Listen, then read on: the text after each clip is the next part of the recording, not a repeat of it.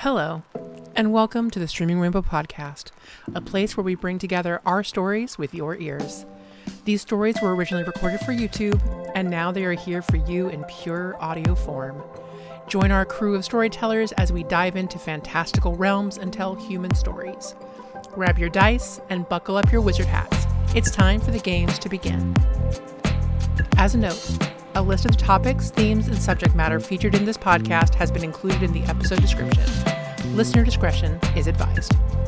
And now, welcome to Halley's Children Challenger, Episode 4, Enemies of the State. Hello and welcome. We at Streaming Rainbow are storytellers, and we recognize that there is a certain responsibility that goes with that, to tell stories that are important. That is what we're here to do today with Halley's Children Challenger. We want to ask questions that matter. I'm Serafina Smith, and I'll be running the game for my wonderful friends, David, Cam, Eli, and Courtney, playing Hathor, Anush, Dionysus, and Yelena, respectively. Last episode, we had a tense meeting with Gilgamesh, learned a bit about Josh, got reacquainted with Mirwine, got some equipment as well as Anush and Kukullan on board the shuttle, and launched it to its awaiting destiny.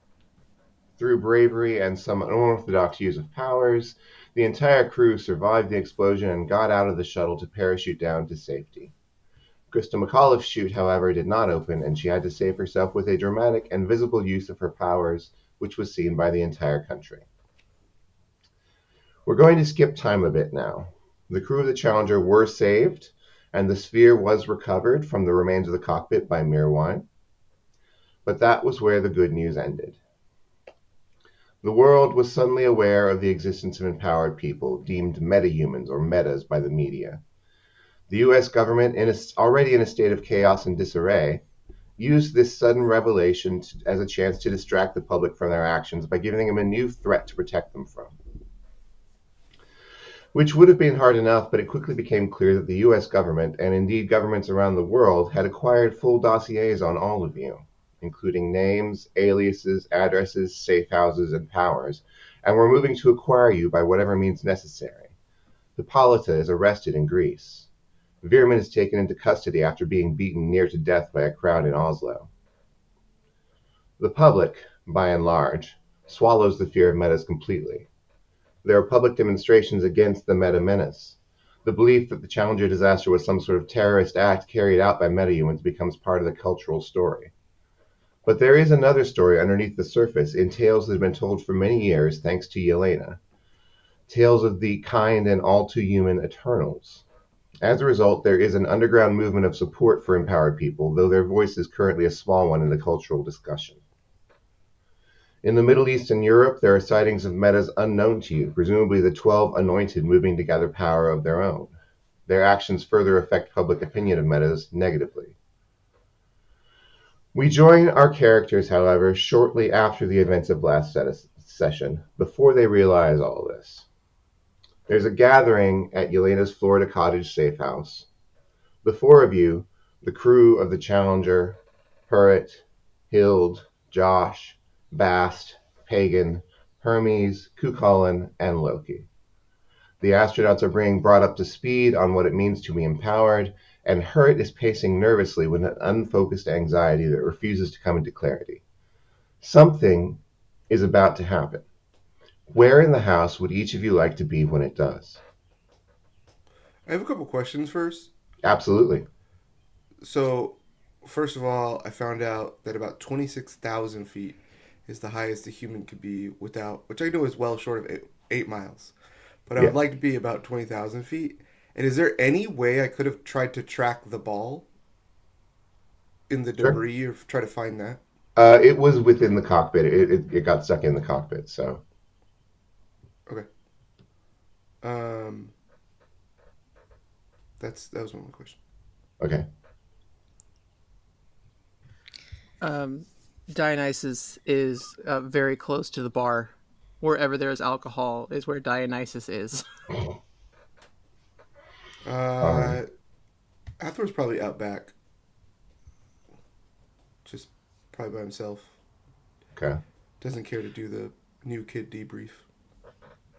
Yeah, I actually think that, all joking aside, Dionysus is close to the new people, not to like be a part of the conversation, but to help like keep everybody calm. Mm. How have they been responding to Yelena, knowing that she knew what was going to happen to them? There is a lot of tension, and you think there's some mistrust under that tension. It's hard to say. Mm.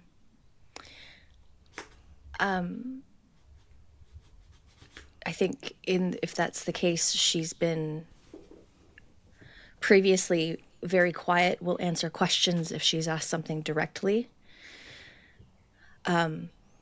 But she's probably doing her best to give them space, which if they're taking up the main portion of the house, she's been around the peripheral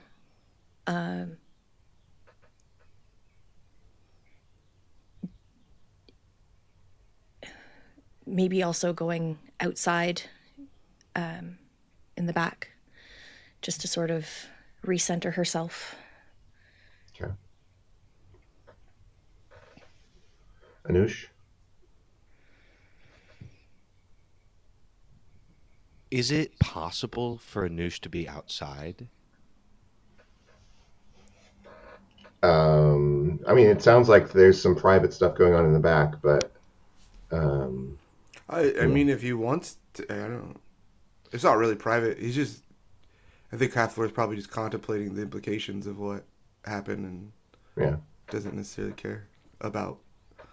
He's never been good at that stuff anyways. So he's just Sure. like, let Yell and Dio handle that and Hild. So, I can't have you in the front, but you can be in the back if you want. Yeah, I think Anush is just like looking up at the sky. Okay. All right. In the house, without warning, the front door of the cottage is rammed open. 2 lines of soldiers in camo and body armor come in and aim M16A2s at everyone visible. 6 of them in all, spread out to the left and right of the entranceway. Afterwards, a man walks in wearing a perfectly tailored suit and carrying a portable phone like the kind that Hild uses, and he smiles a friendly smile and holds out the phone and says, "I have a call for Hathor of Bebenberg." And everyone freezes. Hathor slides the very Floridian sliding glass door. Then the screen. Walks in. Gives a look to Yelena. Doesn't even try to use his powers. But tries to pass as much of an apology as he can. And then he answers the phone. On the other end of the phone, you hear the voice of a man who you used to just call George, but the rest of the country calls President George Herbert Walker Bush. He says, "Hello, Frank," or do you not go by Frank anymore? Call me whatever you want, Georgie. Before we go any further into this, you should know you're surrounded, and I've had to give orders to shoot if anything seems strange at all, so you're going to want to be very careful and very obedient. Do you understand? I do. We're going to have a lot of talk about things, you and I, but first things first, you'll all be restrained, bagged, and transported to a secure facility. If you decide to try any tricks or make any resistance, there'll be blood on your hands. Is that clear? Sure. All right. You can hand me back now. He hands it back to whoever it was. The man in the nice suit takes the phone. He nods. As a medical expert, right, Yelena would be trained in some amount of sign language. to deal with deaf people or kids, right? Some amount of like basic. Sure. I think behind his back, he just kind of messages, "Get ready to run."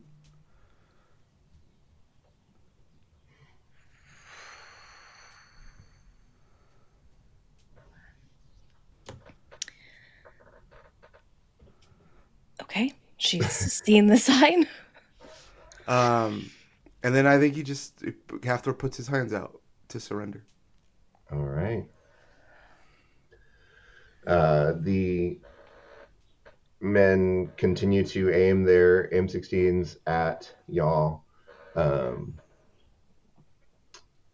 They, it doesn't need a empathy roll to see that they are nervous and they could fire. So, someone walks forward to put handcuffs on you, Hathor. He puts them. He want it in the front or the back. He kind of gives. Okay, puts his hand behind his back. All right, they put the handcuffs on you, and they begin to bring out handcuffs for everyone. Is anyone resisting? Or doing anything? Theo is going to sip his wine. One last sip. And then for the first time ever, I'm going to use my first and only time, I'm going to use my power of Bacchanal. And I'm going to attempt to incite ritual madness. Okay. You're attempting to incite ritual madness with these people with M16s that are... Well...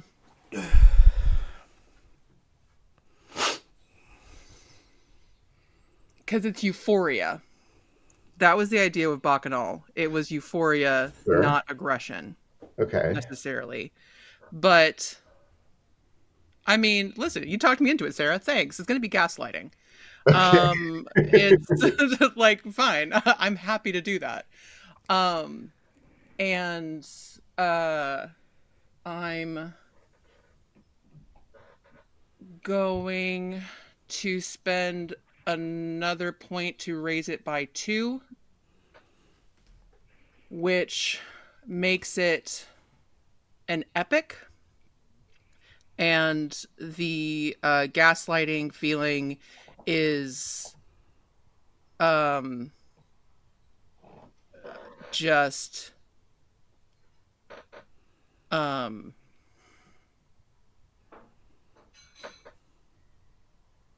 I'm trying to think of something that, because I have to feel it too.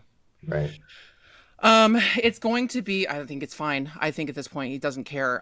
It's going to be lethargy. Okay. And just like, yeah, heavy, like everything's heavy, and they're just like, oh my God, I'm so tired. Like, what a day. Okay. Let me, for the troops. Okay. What's the roll that's being made here, and can we also resist it? It's a rapport roll, and you can resist it with will. Hell yeah. Everybody who entered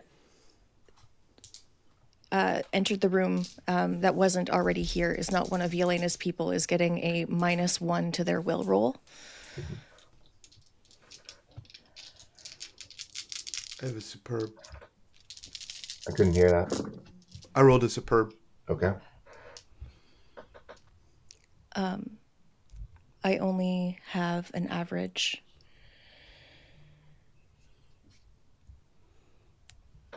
Okay. The initial roll was an epic, yes? Mm-hmm. Yeah, so everyone starts feeling sluggish and just like, oh, should have slept better last night. And the soldiers are still like doing their job, but they're like all of a sudden doing it very slowly and half-heartedly. I think at that point, Dio just kind of looks to Hermes and says, "Get their guns. Just get it away from them. Like, if you can, like, just something. Like, we gotta unarm them at the very least. Like, we've gotta, because there's more outside. That's what we heard, right? Or did we hear that? You didn't hear that, but the person on the phone did say you're surrounded. Whether you overheard that over the phone or not is up to you. It's safe to assume that there's more outside. So, the big thing is taking care of this group right now. Okay. And them not having weapons pointed at us would probably be better. But all right, so everyone's feeling lethargy. They're still doing their thing.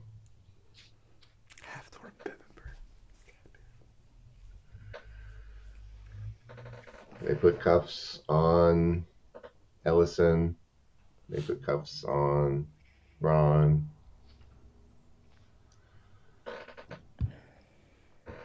They put cuffs on Hild.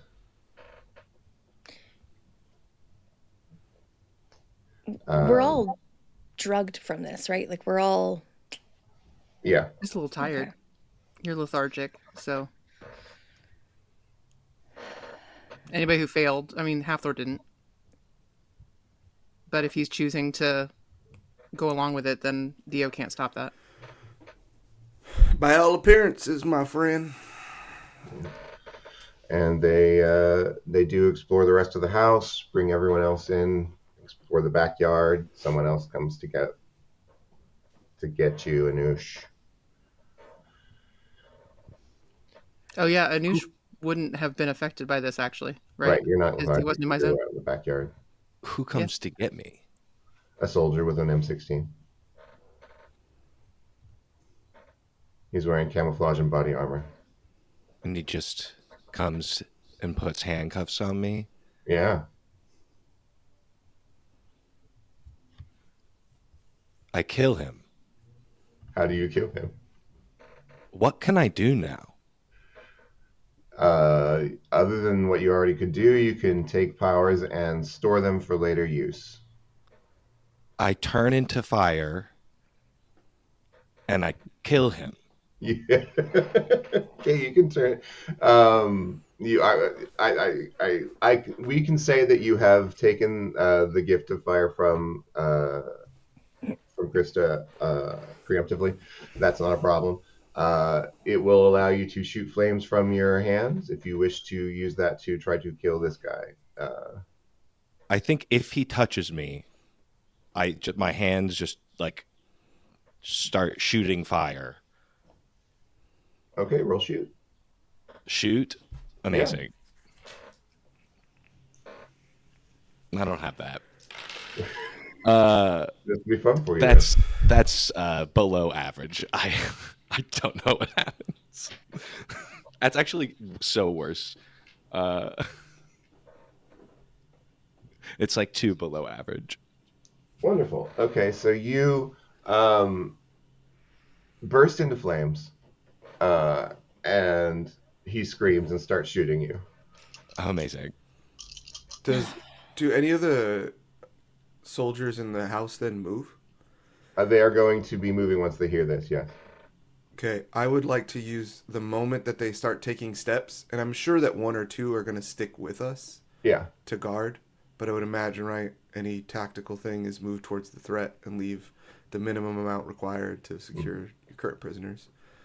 I would like to use that moment to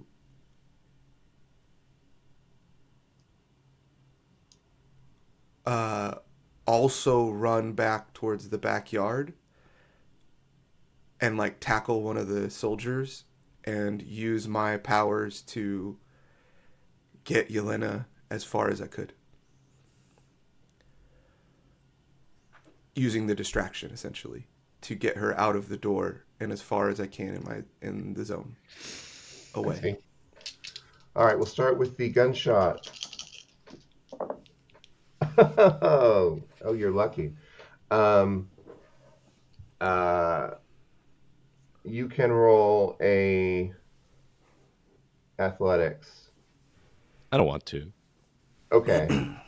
In that case, you are hit, but it's not a good hit. However, it is an automatic weapon. The minimum is 3 stress, so you take 3 stress. Okay. I think that's a mild consequence I receive. Okay. All right. So yeah, you are shot with an automatic weapon. He's screaming, and at that time, Hafthor, the men hear the shot, and 3 of them run out, and you go to tackle one. Yeah, it's almost more performative than anything. It's like he's handcuffed, so he just kind of shoulder bumps one of the ones, and acts as though he's gonna try to like take him down or whatever. Like he's trying to struggle, and is just using that so they focus on him. And as far as his own will allow, I would like to shoot Yelena out of the open door and as far away as possible.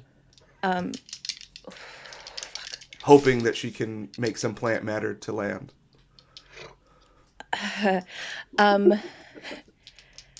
Fuck. I'm drugged to hell right now. Okay. Yep. And I'm not.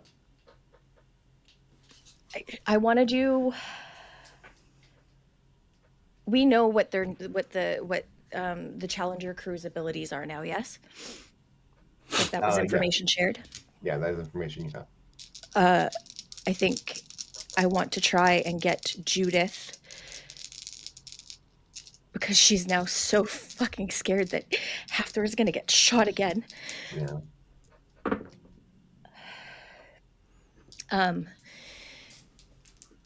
+2 rapport. I have a fantastic for rapport to convince Judith to do her best to protect.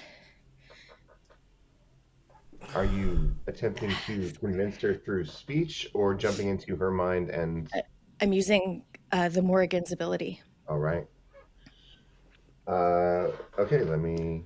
Is it at disadvantage because she's flying 20 miles per hour out of the back door right now? Or the front door? Or yeah, the back door. Okay, yeah, so you jump into her mind, you make the manipulation, and she has no choice but to do what you say. What is it you will have her do? I don't think she's going to be able to... I'm not asking her to have anybody run, but just don't let anybody get shot. And she's trying to... She doesn't know what Hafthor's doing. Yeah. And she's so angry. Right. But she still loves that idiot. So it's a plea to just protect everyone and to give her time. That's it. All right, so you do that as you are being blasted out the door by telekinetic force.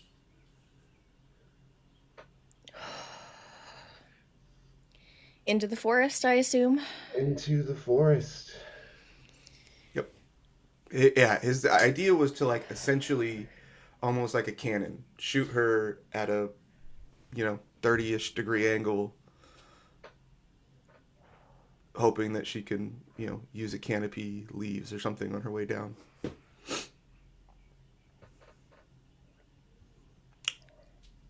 If I have another action, I can try and get something to help me. Yeah, I'll allow you to do that. No problem. Oh, by the way, I rolled a legendary.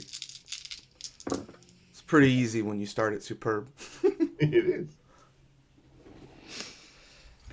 I have an epic to try and get the branches. No problem. Something to grab her.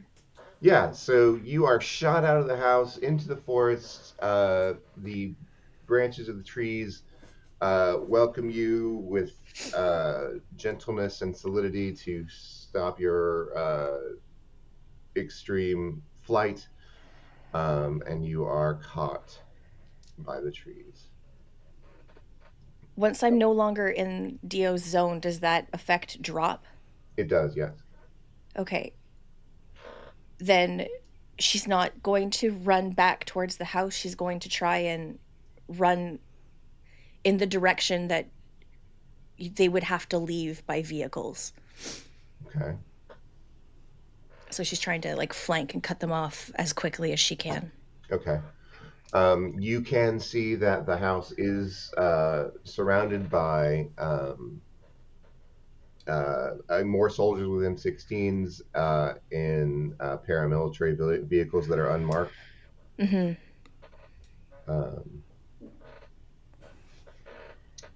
Meanwhile, inside, your Hathor, your dash and crash into them has succeeded in knocking you and two of the soldiers down.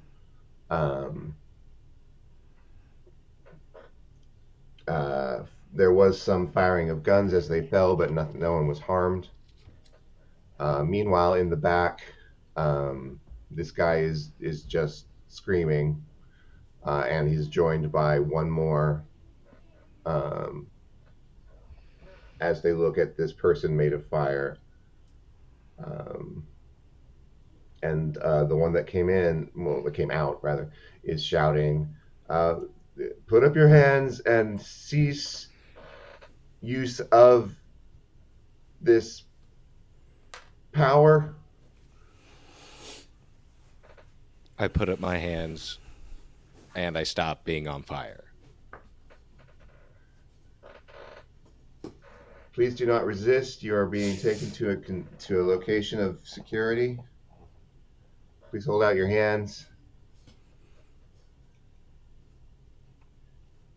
I hold out my hands.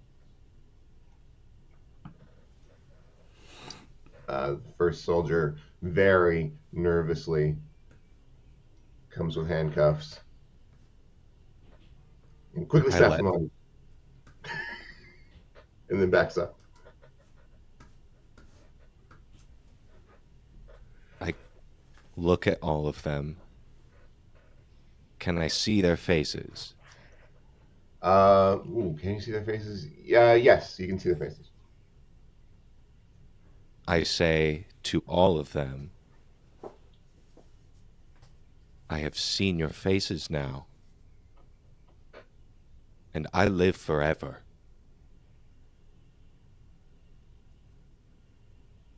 And I walk towards them.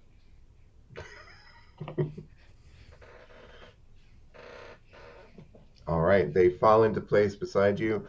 Hathor, someone is dragging you up off the ground, but Yelena is gone. Yeah, Hathor.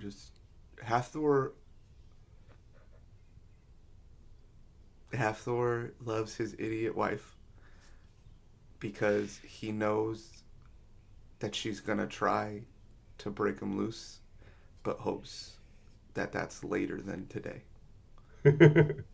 So is Hathor on the floor as I walk in, getting up? Now he's being dragged up. Got it. Okay. Can I fall on him? No, he's dragged Okay. up. Hey, I was just wondering if I could just fall and touch him. That's all I'm trying to do, okay? You are taken to a secure vehicle with bags on your heads. How far, the way that I've imagined where her cottage is, it is a secluded area, which means there would at the very least be one road that they would have been able to get into it for a bit. And she's trying to, like I said, skirt as far past as she can. This is going to take them some time. I'm sure there are people that are pursuing her, but no one knows her woods like she knows her woods. Mm-hmm. what I would like to do is two things. Mm-hmm. I would like to get a raven under my command. And I would also like to prepare the root system that travels underneath that road for like a 3 to 4 foot section. Uh-huh. Not to do it yet, but to get ready to do it on my command to pull away so that there would be a sinkhole as soon as cars start driving over it. Okay. And then she's just waiting. And that's it.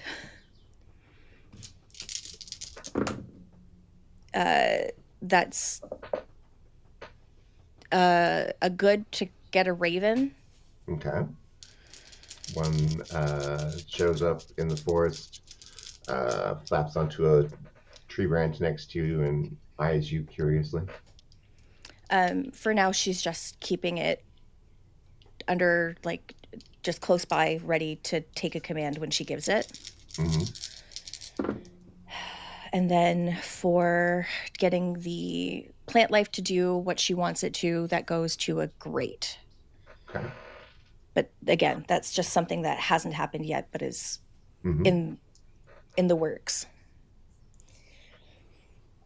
All right. Okay, so it doesn't take all that much time for the vehicles to come bearing their prize down this road. She's standing where she's hidden by a tree as much as she possibly can be.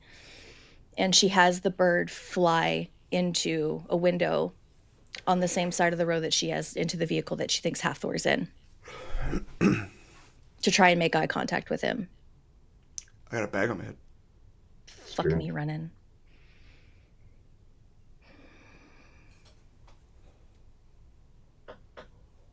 I would, however, am I in the car? Are we in like a paddy wagon style thing? Yeah. Like a SWAT vehicle is what I Yeah. imagine? Okay. Can I hear the driver?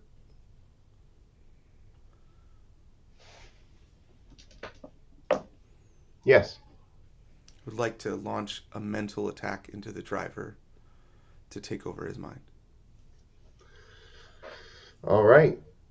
Go ahead. It's going to be difficult because you can't see him and anything like that, but... I like my odds, and I got 1 fate point. And I wanted to Sure wait do. until we were on the road. I just need to know what the fuck is going on. I don't remember what Superb +1 is. Fantastic? Yeah. Okay. So yeah, he does not have much of a will. So that is enough to take him over.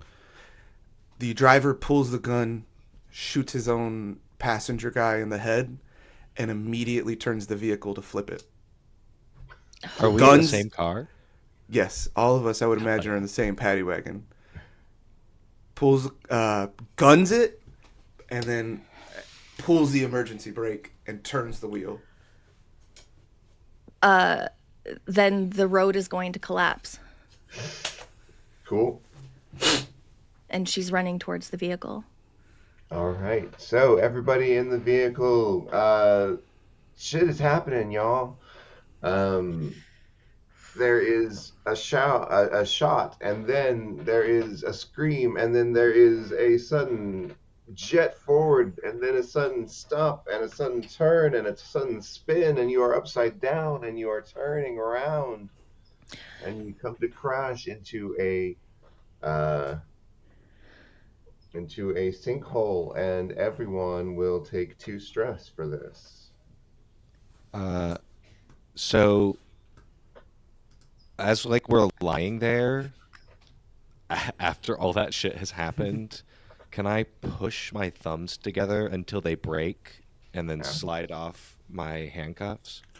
I was going to say, once we get to the ground, I was just going to use a mental ability to break everybody. That's fair. I don't know that. If you want to break your thumbs, that's totally fine. All I know is that. But my whole thing my next turn was going to and be the car has freeing everybody crashed. out of this car. And specifically for us to prepare actions in this armored vehicle, I want to use that time because they're going to come to this armored vehicle. We created a tunnel. So everybody, and that's what Halfthor is doing. He's telling everybody they're going to come. Somebody's going to have to open this door. And that's go time. And everybody have your move ready to go. I say really loud in my mind, well, I already broke my thumbs. Oh my god. Give it a couple minutes. It'll be fine. We just have to end the scene. Yeah, and I would just like to prepare an action.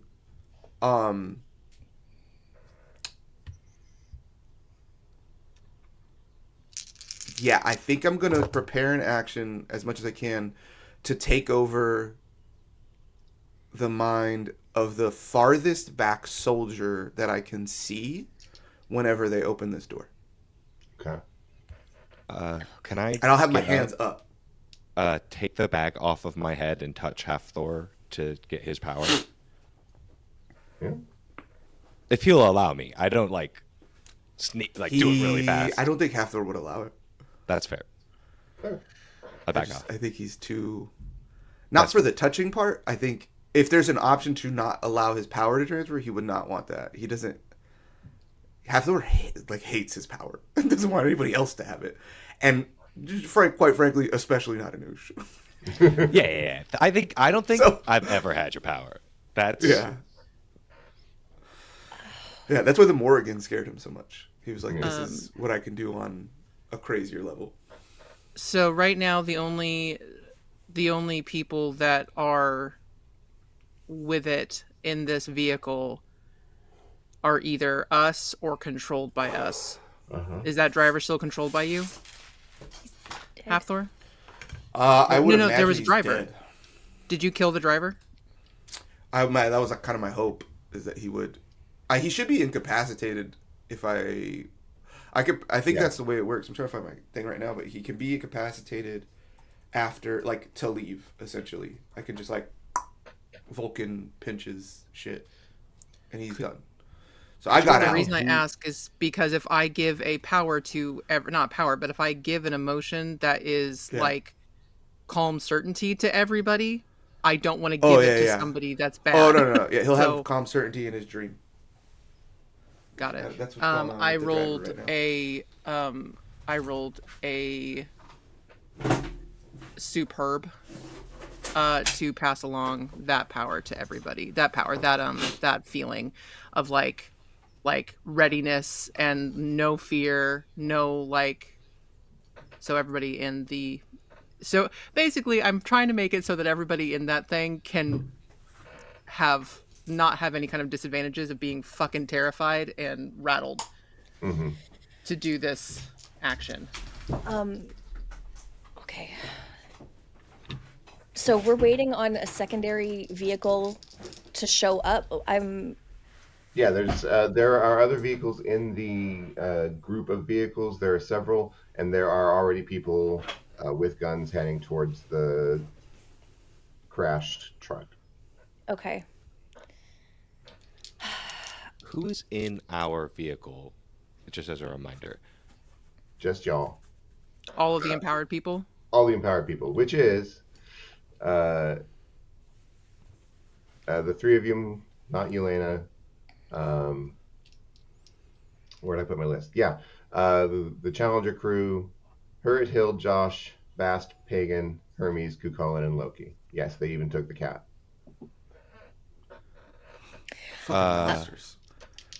Could I want to try to touch all of them and just. You can only store one power at a time. That's good to know. Yeah, that's a little OP, dude. Terrifying. I don't know. Look. It also seems a bit scary to do that. So I would it's a big moment. I wanna touch Hild.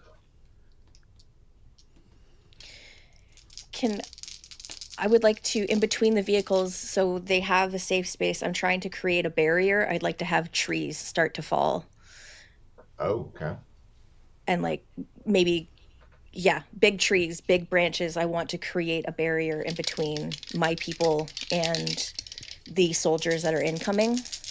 Okay. We're getting a bramble wall, full Sleeping Beauty. Let's go. Yeah. So hold on. Superb.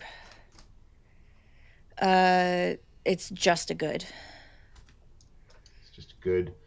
In response to your need, a couple of trees do crash down onto the road. They're not big trees, but they'll be an obstacle. Okay. And she's running towards the vehicles and trying to, I don't know, get to her people. She still doesn't know what the fuck is going on. Yeah. You head to there and you reach the door of the sort of paddy wagon military vehicle thing before the soldiers get to it because of your clever ruse of trees. What do? Run. Oh, it's as open now? fast as you can. Run. The doors are locked. That's what She I'm saying. can't. The doors are. Oh, it's an armored vehicle. That's what I. Yeah. Sorry. No, it's fine. I just like this is why I made this. I made us a tiny fortress that they have to come to get us out of. Okay, so we well can then funnel them. she's hiding, I guess, behind a fucking furthest wheel well she can. I don't know. It's all good. I understand. There was no way to make a plan, so this is just like what we got, right? But it's... All right. You hide, and the men eventually get across and over the trees. They are alarmed. You can tell that they have no idea what they're doing. They're entering into a situation that is completely strange and new to them, and they are scared. And so they are trigger happy. So they are heading to the back of the vehicle. You can hear shouting, everybody. You can hear the shouting outside. You're feeling calm. You're feeling determined. One of them goes to We open hear the shouting lock. outside, you said? Yeah. I would like to hear the farthest voice I could hear. I would like to take over their mind before this door opens. Do it. Make your roll. Take a +1 to your will. Okay. And I still have my, what's it called, point, because I didn't need to use it. +2. What's 2 plus superb again? Epic. Epic, I'll push that up by 2.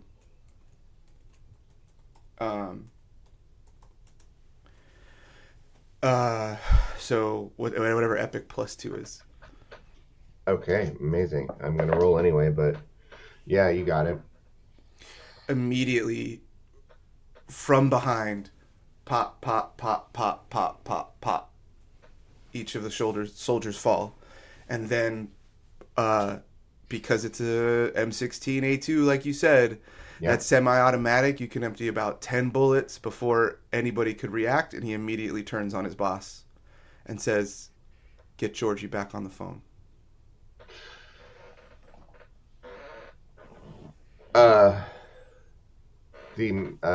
Okay, so you see through this man's eyes. Everybody else, you're just hearing gunshots and screaming. You see through this man's eyes. He sees the man in the well-tailored suit step out of the car. Look, there is a stain. He might have wet himself. So he pulls out the phone, makes the call, gets on the line. Yes, I need to talk to the president. Yes, the president. Yes. Right now. No, I don't care about that.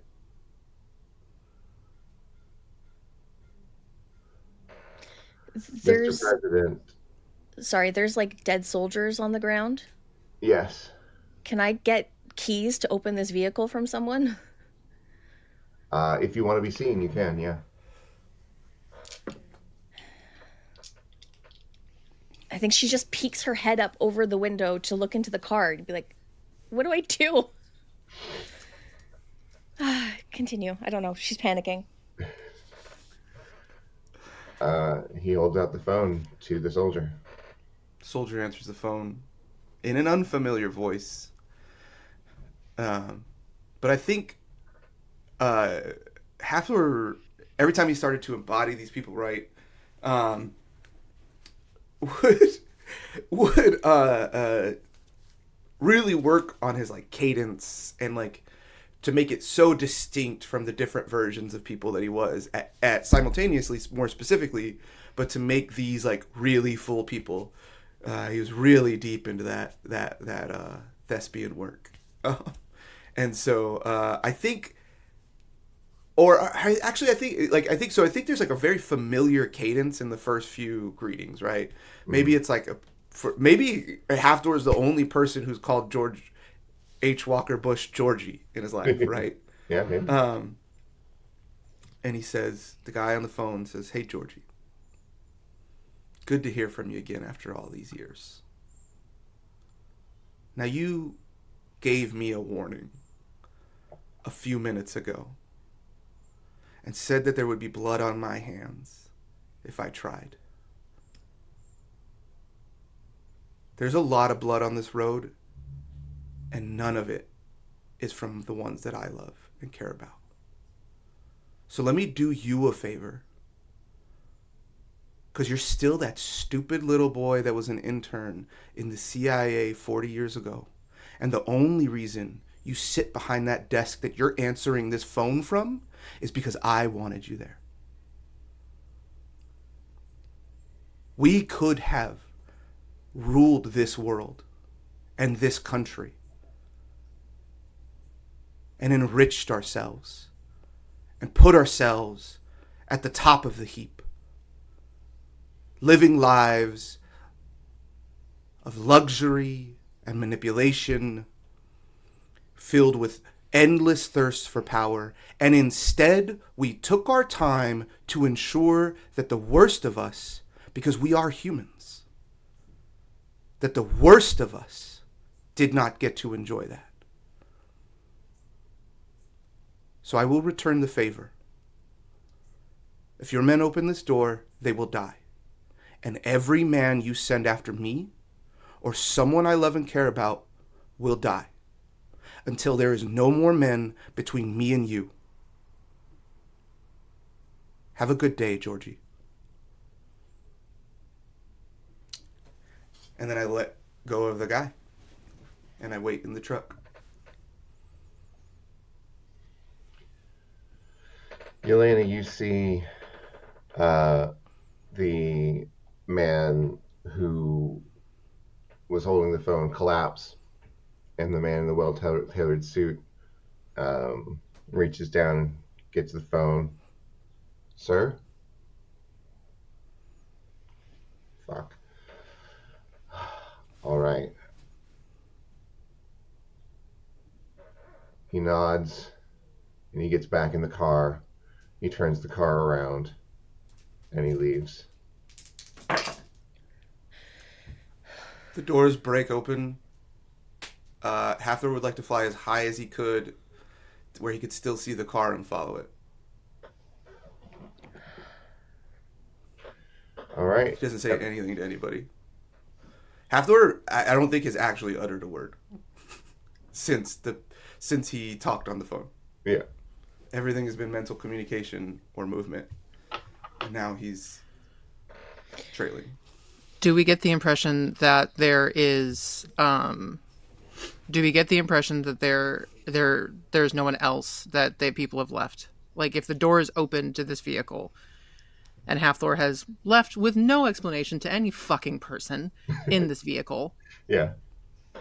Do we think that we're okay? Like, or are we now like?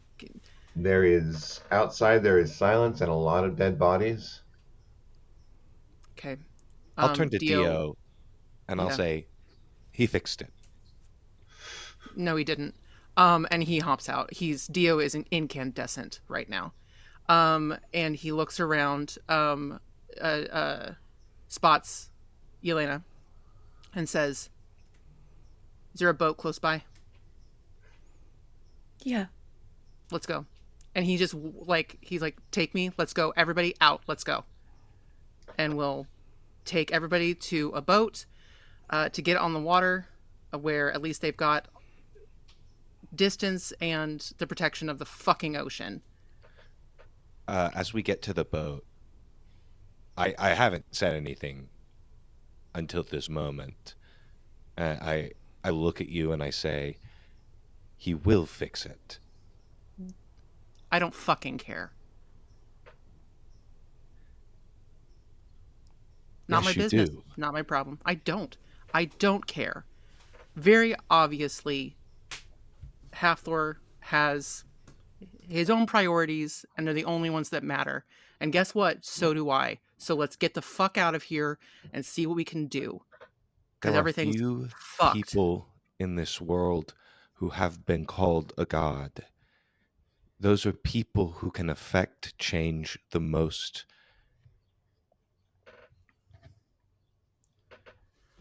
He will fix it. Friend, I don't fucking know you. I don't fucking know this guy. We're done. Fucking drive the boat. I can't fucking have this argument right now. Go. I've been driving. I'm sorry that your husband is an idiot. No, go ahead. Go ahead. Bring it. I don't have the fucking time for you. Okay, get off the fucking boat. I'm gonna touch Dionysus, and I'm gonna take your power. Okay. And I apologize. Good luck. You also lose shit. I know. That's a epic empathy. Yeah. And I am just going to project calmness and serenity on everybody in this boat. Okay. Everybody gets to roll.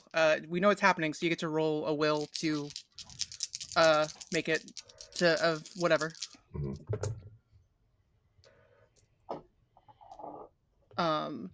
Dio fails, so he's calm and serene and driving, but that doesn't. He also knows what's happening, so he doesn't. That doesn't change anything. All right, you're out on the boat. Hathor, you're watching the man drive away. He is heading up. He's going north. You figure he might be going towards DC.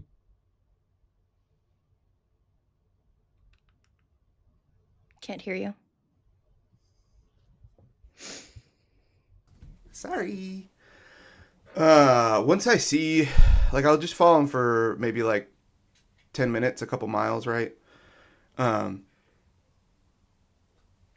once I see that, it looks like nobody else is following, or he's not, turning back around, or there's no, he's not stopping and pulling off to, come back, Hathor will double back as fast as he can and then try to track he feels like, I feel like it's the kind of thing that him and Yelena have done, of that, that, whole, witch and the warrior thing of, follow this particular whatever, right? And then also Hathor has, a history of, being a woodsman. So I don't know, whatever the role you want, but I would try to track them. I would just try to track them back and catch up.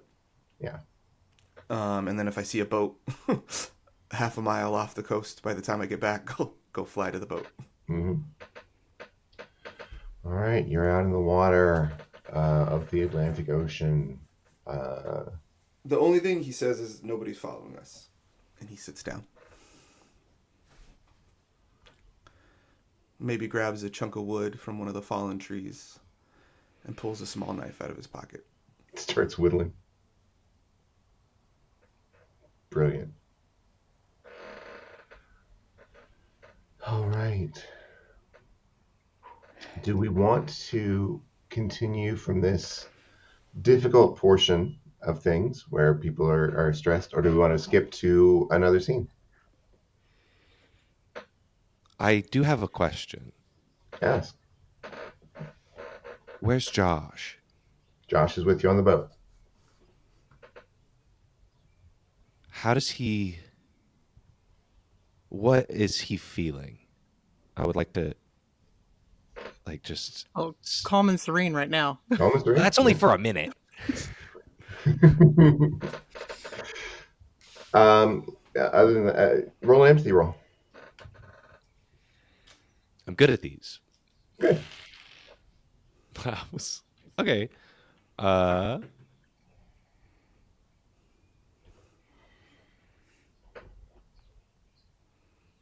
Everything disappeared. A superb. Superb. Okay. Josh,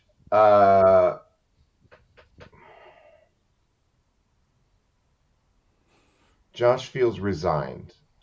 He feels like this is a part of a pattern that is repeating, and he's used to it. He is unhappy about it, but he is resigned to it. He thinks that this is where they try to use you and then kill you, or just kill you. And then, Can I go up to him? yeah, You seem like you've been through this before. many times I think. I think a lot of times people come to you and expect you to help them in their times of need. Am I wrong in this assumption? People in their times of needs will come to anyone. It's the people in the times of want that make it difficult. Who do you go to?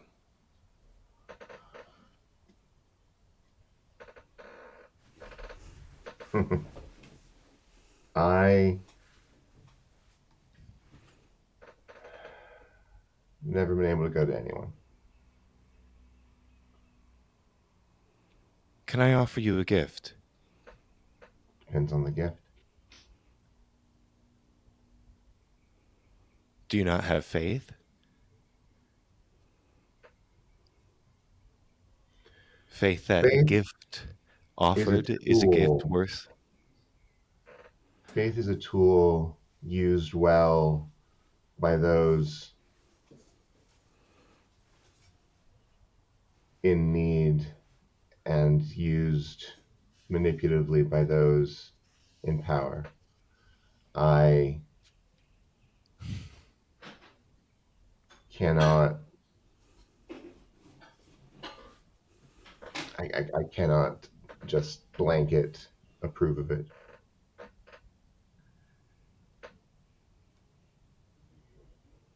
I think faith is like an emotion.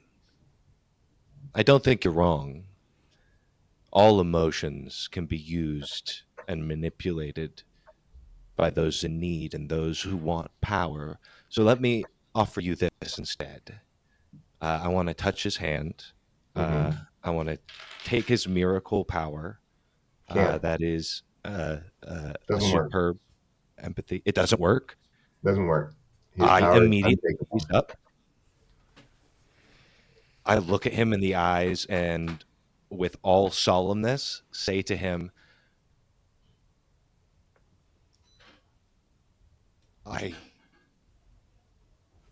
I'm sorry. I don't think you do have anyone to turn to. I get up immediately and I walk away. Oh no!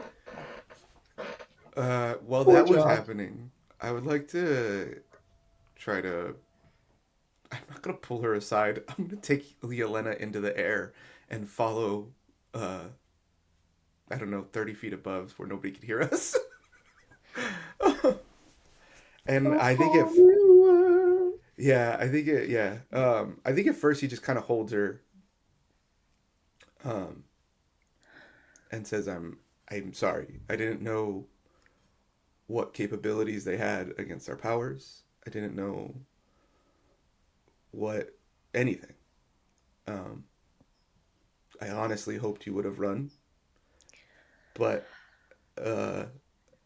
I'm glad you didn't.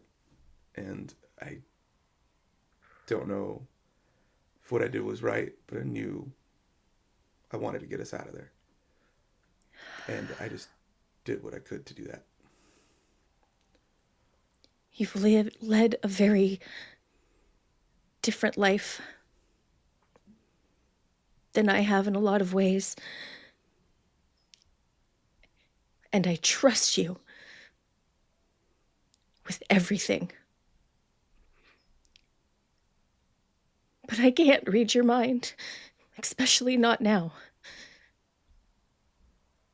That was terrifying. It's not good. No, that was awful.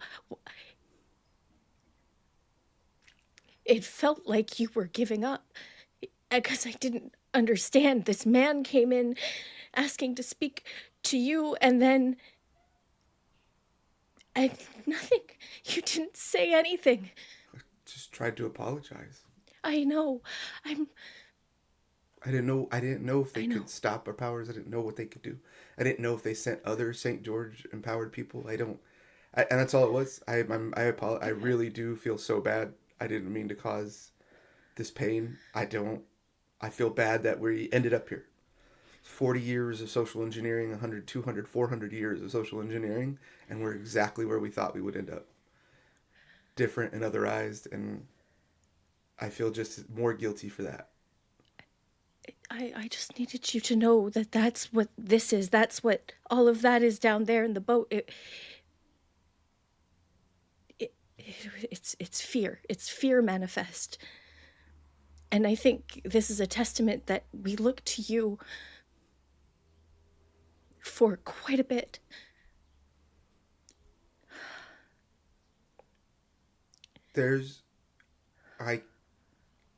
I know we've spent some time apart. Too much time. Never again, like you said. And I know we're just out of sync a little bit. But I swear to you now that I will always do everything I can to save you all. I never doubted it. I don't, I won't give that up. You don't Good. have to worry about that being given up. I will always do whatever it takes for our people and any people to be safe from this kind of thing. That was never in question for me.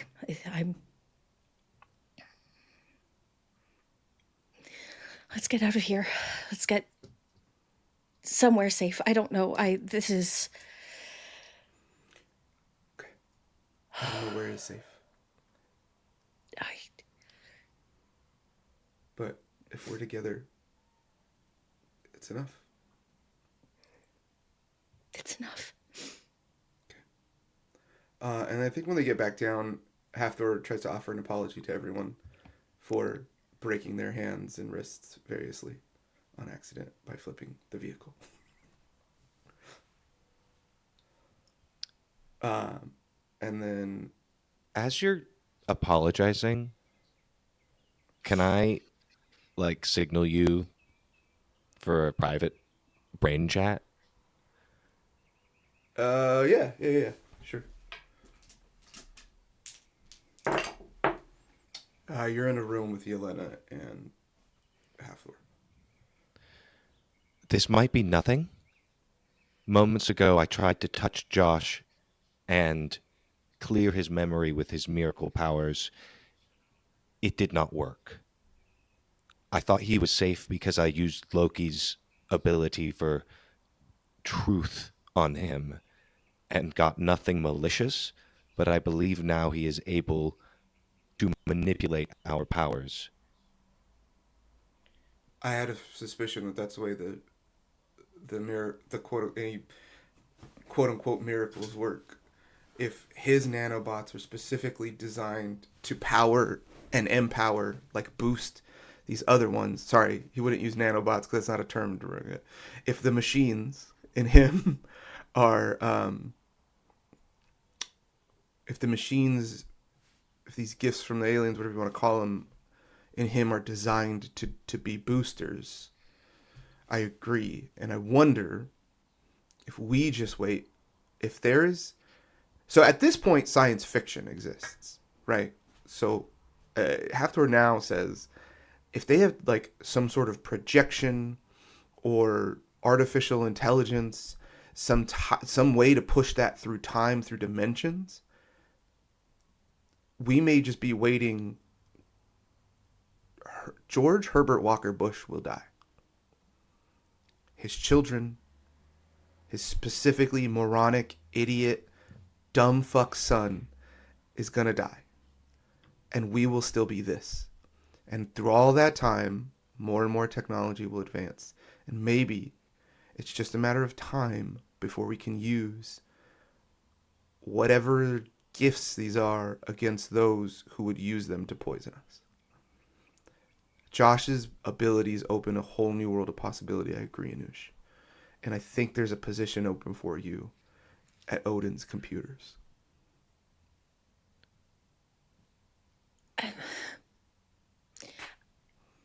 She's not saying anything, but if this is a place where emotions flow freely, there is... It's a good shock, but shocked to her fucking core. In Are you a part of positive that? way. I'm That's... in the group chat, yeah. Are you? Was that a group chat or was that? Sorry, I didn't hear I that specifically grabbed it. I don't. If Yeah, Dio yeah. doesn't look like No, he no, wants no. to murder Hathor, No, you. Oh yeah, Dio has very aggressively not. Yeah. You do not exist. Yeah, exactly. So, yeah, no, I didn't. I was just. I didn't. I missed the part of. Oh yeah. I Elaine said being the part of the three of chat. us were in a room Yeah, together. Yeah. Like, in our mind. knocked her on her ass, shocked. Anyway, we'll keep an eye on him. That's all we can do. That's all time. I hierarchy needs. We got to get somewhere where our physical bodies are safe. I think there's a high possibility he could be some sort of mole. If there is no other option, I think he can be neutralized if we remove his head. I don't think he can grow back his limbs. I think he just... Would it be his consciousness returns to him. If there are no other options, I understand. Yeah, I would want evidence of actual and not just suspicion. So please don't cut his head off in the night. I will not. I will not. As biblical as that is. Right? I know. It'd be very ironic, but still. I think there might be someone we can contact. I don't know how thorough their investigations into us were, but I doubt they've got every address of everybody who's in some offshoot of the coven. There should be someone just up the coast for a few hours that we can probably hold up in their place before we move around. A lot of indigenous tribes across the Louisiana territory and up in Canada that have a lot of old drawings and maybe some early photographs of people that look a lot like us. Mm-hmm. There's a lot of options, but we got to get safe. A final piece of information I must share with you all. I have found myself with a new ability to, instead of losing ability that I take or share with another, I can store it for a later time. I've took Hild's ability to manipulate people by speech. I want you to be aware of that. Thank you. Thank you. And then I have one last thing to add too, if we're talking about suspicions. I think we need to be wary of Gilgamesh.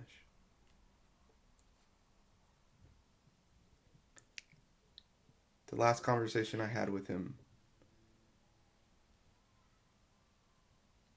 Yelena, you know this more than Anush, but Anush, some of my disagreements with Gilgamesh have not been private.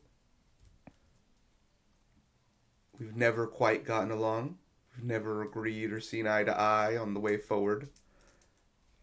And usually, a man who cannot lose a physical fight has never been short of words in a verbal battle with me. And the last time he just resigned himself, said yes, and left. And then immediately after this happens, I do not believe enough in coincidences to believe that that is an accident.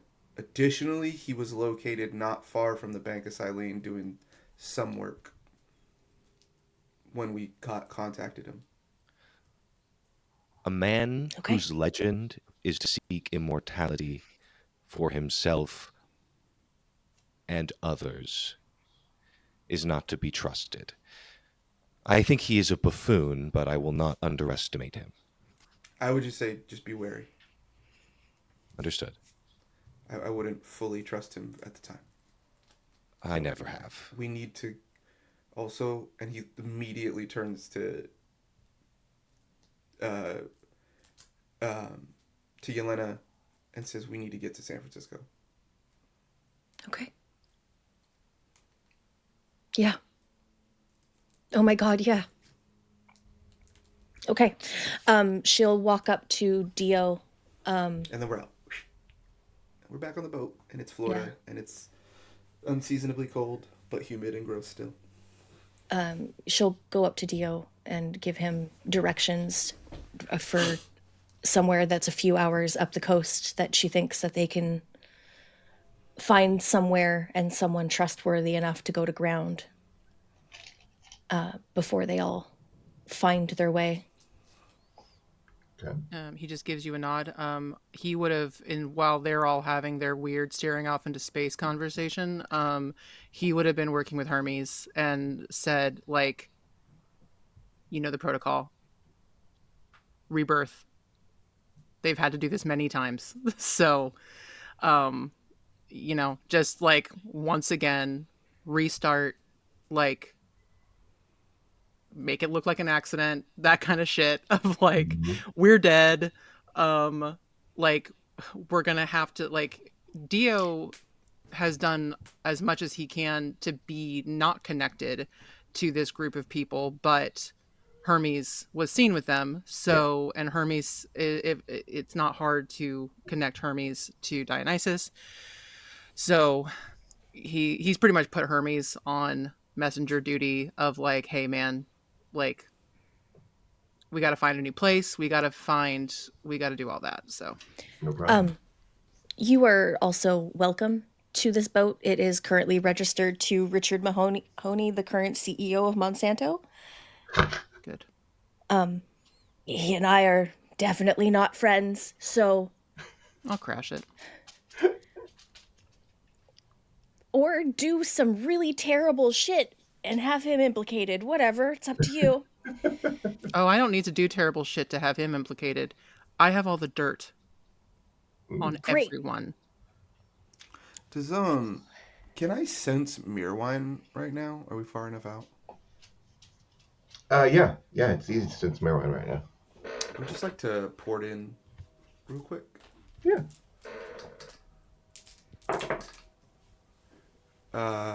Yeah, no. I literally need -4s to not be able to do it. So just,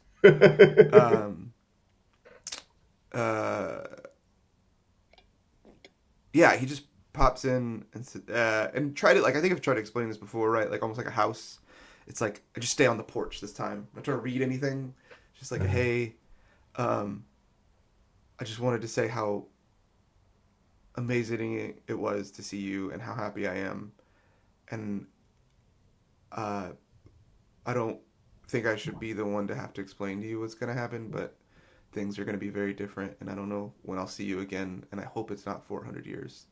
But I just wanted to tell you that me and Yelena love you, and we care about you, and if there's ever any time you need something, Yelena particularly has killed a lot people who pollute the ocean on purpose. A lot of CEOs, CFOs getting mysterious deaths. So we're trying to help you out what we can. Appreciate that. I'm just happy to have my friends back. Stay safe, okay? Thank you. You too. All right. Closes the connection. All right. Where do y'all think you make your sort of semi-permanent rest stop here? I don't know. Pick a spot north of Florida, guys. Don't ask me. North? Or do we go south? Whichever direction. Well, that's what I'm saying. I think it makes more sense to go to like a Cuba or Jamaica that's severely underdeveloped. It's going to have less surveillance capabilities. There's no strategic bases or anything like that, right? And it's on an island, so anything that they have to come to get us, we're going to have pretty good fair warning for. So I think I think it's as good of a spot for like a couple days. Obviously, you don't want to be on an island for too long, but I think Anoush definitely recognizes that Hathor has the upper hand in like not only this like espionage, but also the understandings of the modern society. And I think as long as possible, he's going to try to stick next to him. I mean, Fidel's Cuba is pretty poppin'. Okay. And Pagan listens to that and says, I think I've got my own plan. What do you mean?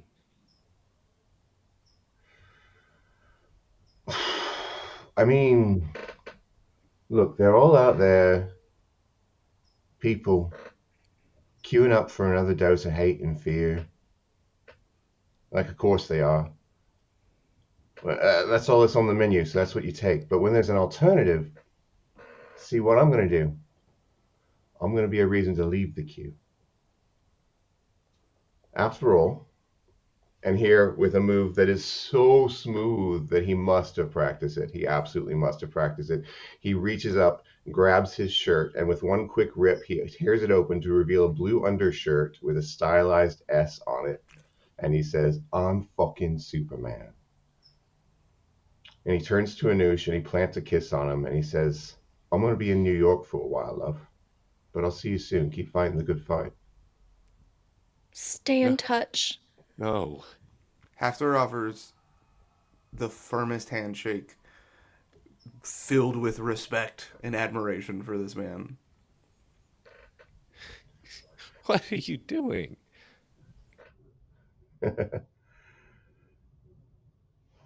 Look, people got a lot in them. A lot of love, a lot of fear. And those can drag them either way. But they're always Hitlers. Big ones and small ones. The ones that feed the fears and promise safety, that give everybody a scapegoat to beat on to feel safe and holy. And it works. Whether it's Jews or gays or people with the wrong religion, the wrong color, the wrong traditions, the wrong kind of ways to be a person, it works. It turns people into monsters who will stand by as the bigger monsters do their work and feel safe, pristine, chosen. What does that say about them, that they can be led to evil so easily, while goodness must be gently force-fed until it's accepted? I don't fucking know, man. I wish I did, but I have to give them a reason.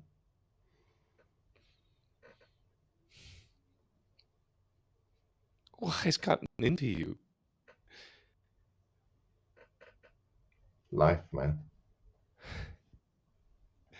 I must say, you are extremely noble and selfless.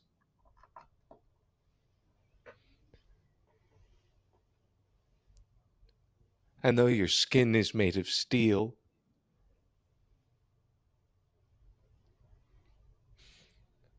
I'm afraid they're gonna break you.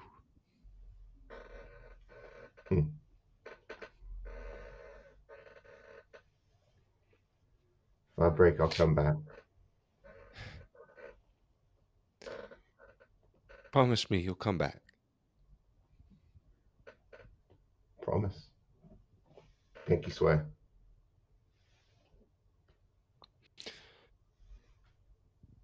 Don't cross your fingers this time.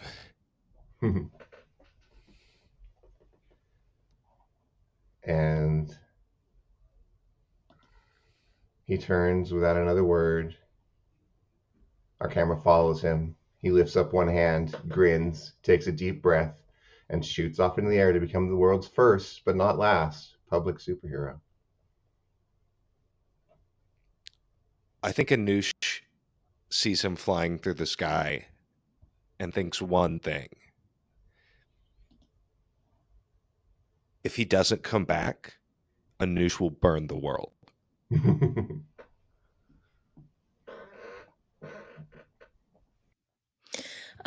Yelena reaches out and takes Anoush's hand and holds it in hers and just kind of pats his forearm.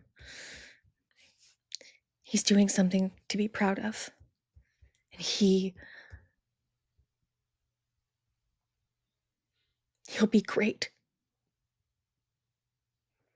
We'll see him soon. I don't care about greatness. I know. As long as he is fulfilled, that's all that matters. Hathor, still whittling what looks more specifically like a horse this time, pops into Hanush's head and says, "You see, old friend, it took Pagan 800 years and countless rebirths, and he found his true calling, his true purpose. Not a henchman, not a sidekick, not an afterthought of a lover to carry a backpack of a man, but to be an inspiration and a hope. Your curse is your gift, because you have endless opportunities to find the rebirth that is the true Anoush, and not be a slave to your prior inclinations, situation, or any other thing. You can choose whatever you want to drive you and be who you are. That's what you've never understood."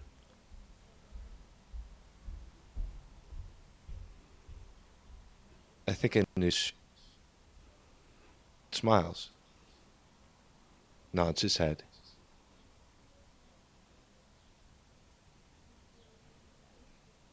And then there are people like me who will never understand. You're right.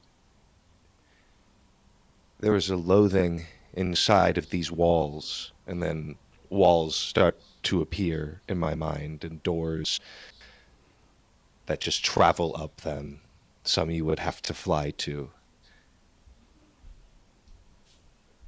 These walls hide so much hate. There have been many rebirths, Hathor. And with each one of them, I trust myself less and less. Whatever this grand design is, I want to put it to an end.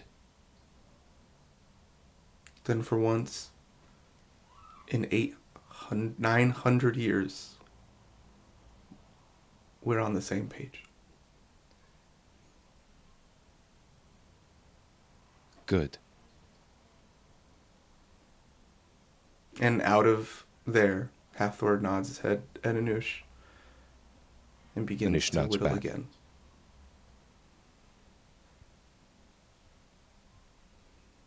And then he goes back to whittling.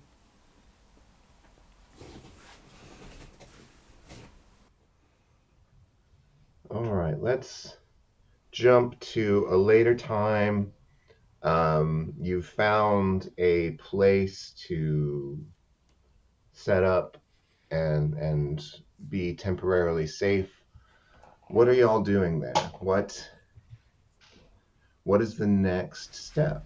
You are being hunted. You're being there are people, your people, unsafe across the world. You're not sure what's happened to Veermond. Um, what are you doing to move forward? I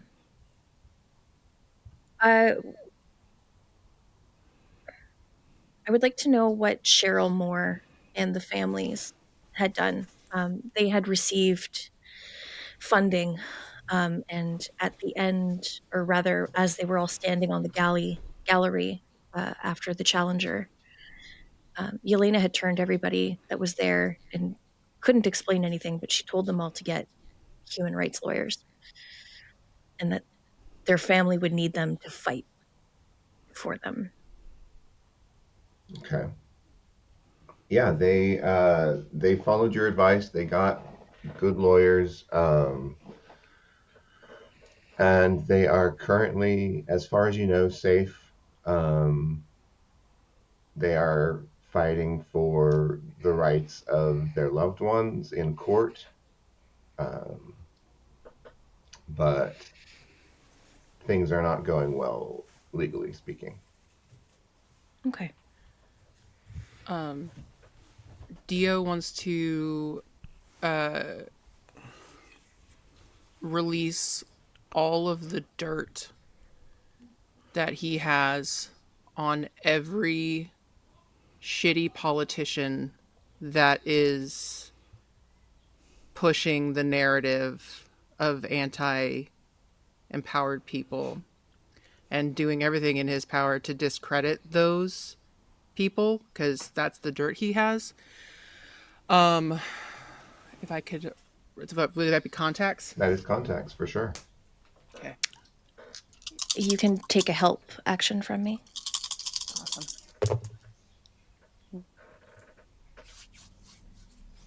Awesome. That is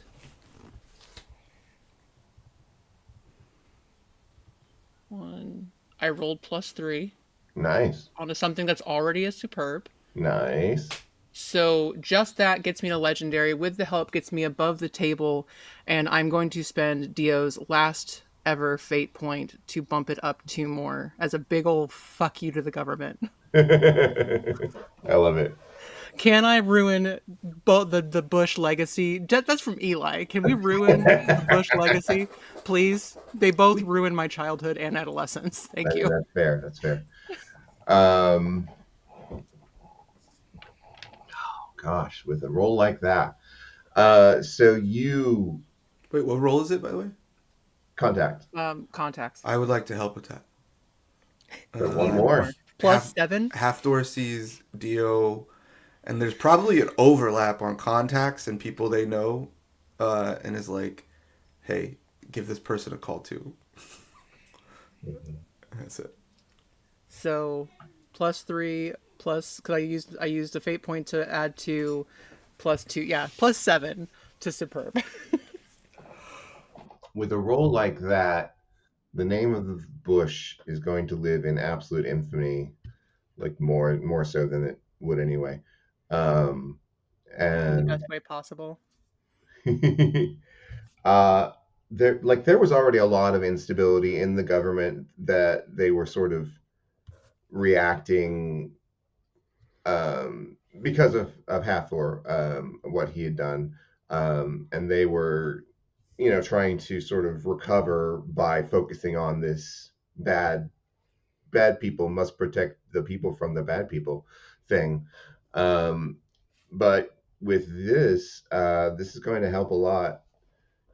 And the specific people who are at the forefront, including, of course, George Bush and his cabinet, are being absolutely shredded in the public eye. This does not mean, of course, that things have become safe for you, but it does mean that there is more of a chance to find sympathetic ears, for sure, and it means that there's the possibility of resolution in the future. Yeah, he definitely, like, his whole idea is to, like, make it so that all of that background noise that the government uses to, like, block out the good voices is cut a little bit more, so there's more of a chance. And then Dio gets another boat that's meant to be lived on, like, forever, and travels the ocean and sticks. I mean, he's going to be with Mirwine and the ocean, and Hermes can come and go, and he will obviously make port when he needs to, and if he needs to make business. But for the most part, this last endeavor reminded him why he stays the fuck away from these people. No one can be trusted, humans and empowered alike, and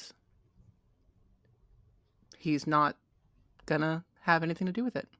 Okay. So he's gone.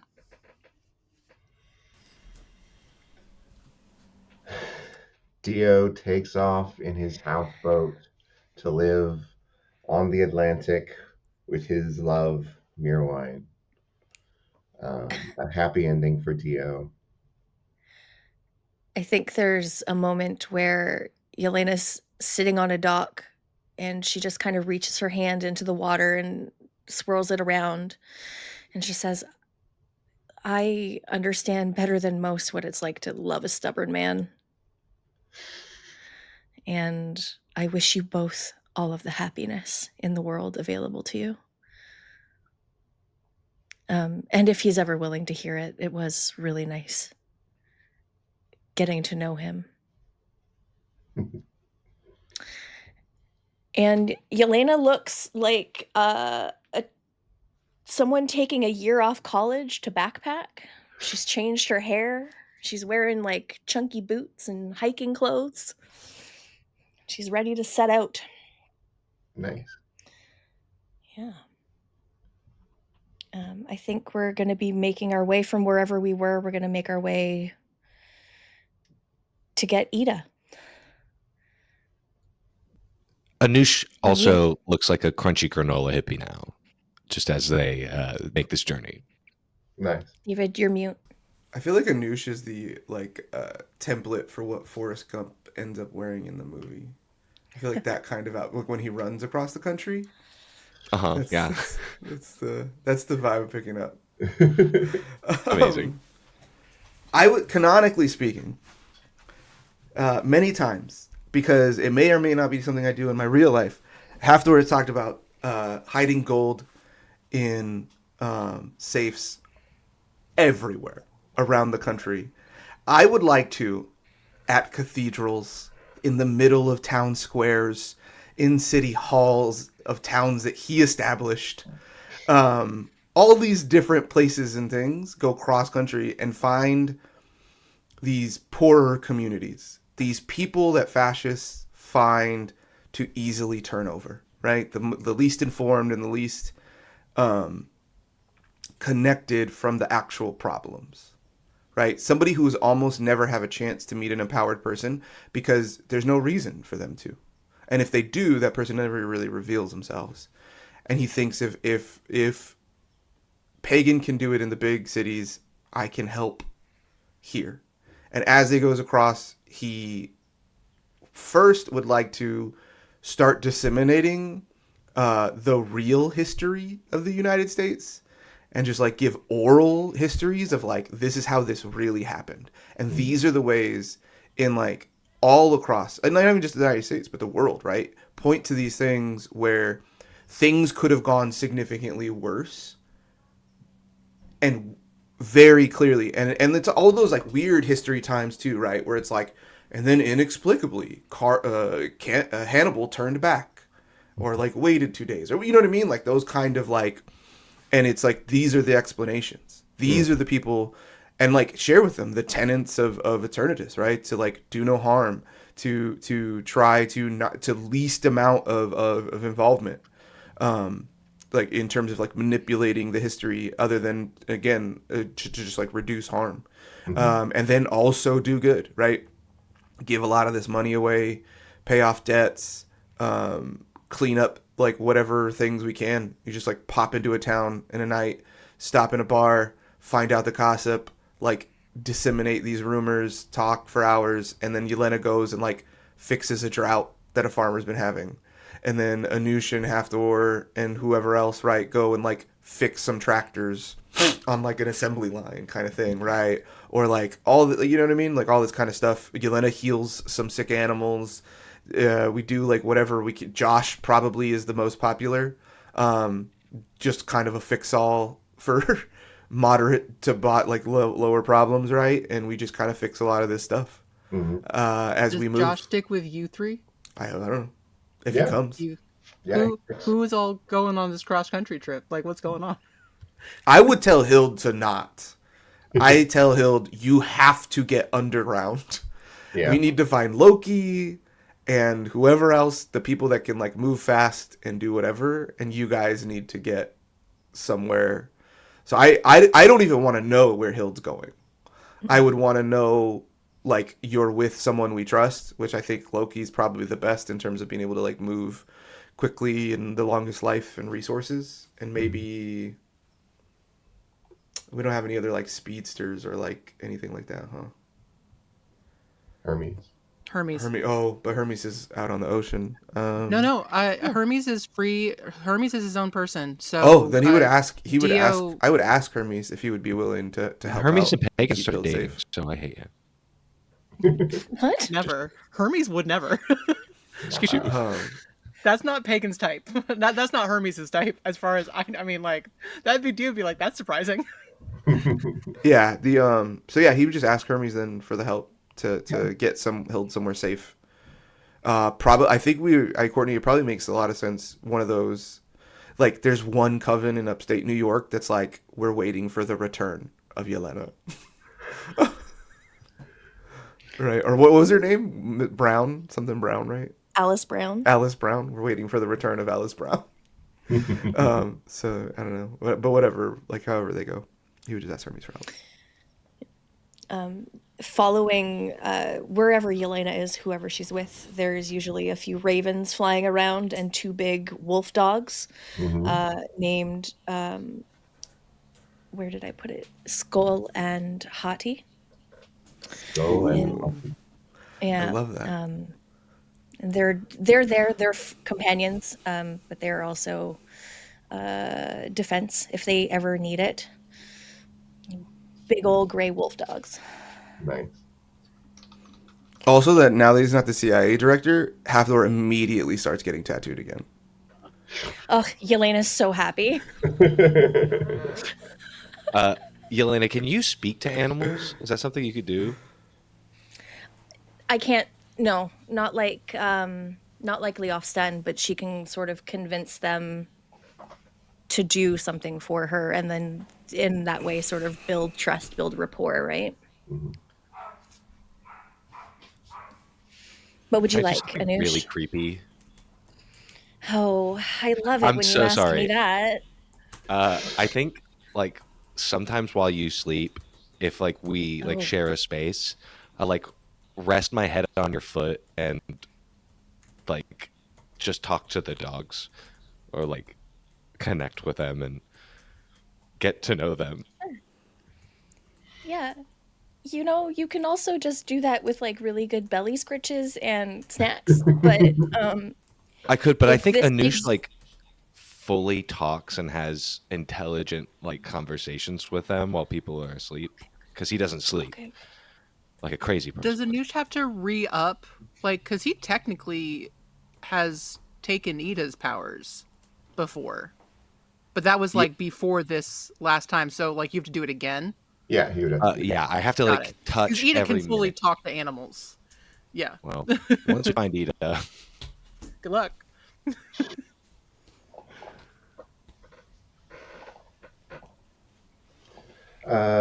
So going on this trip, making good in small towns. I love it. You are having an effect.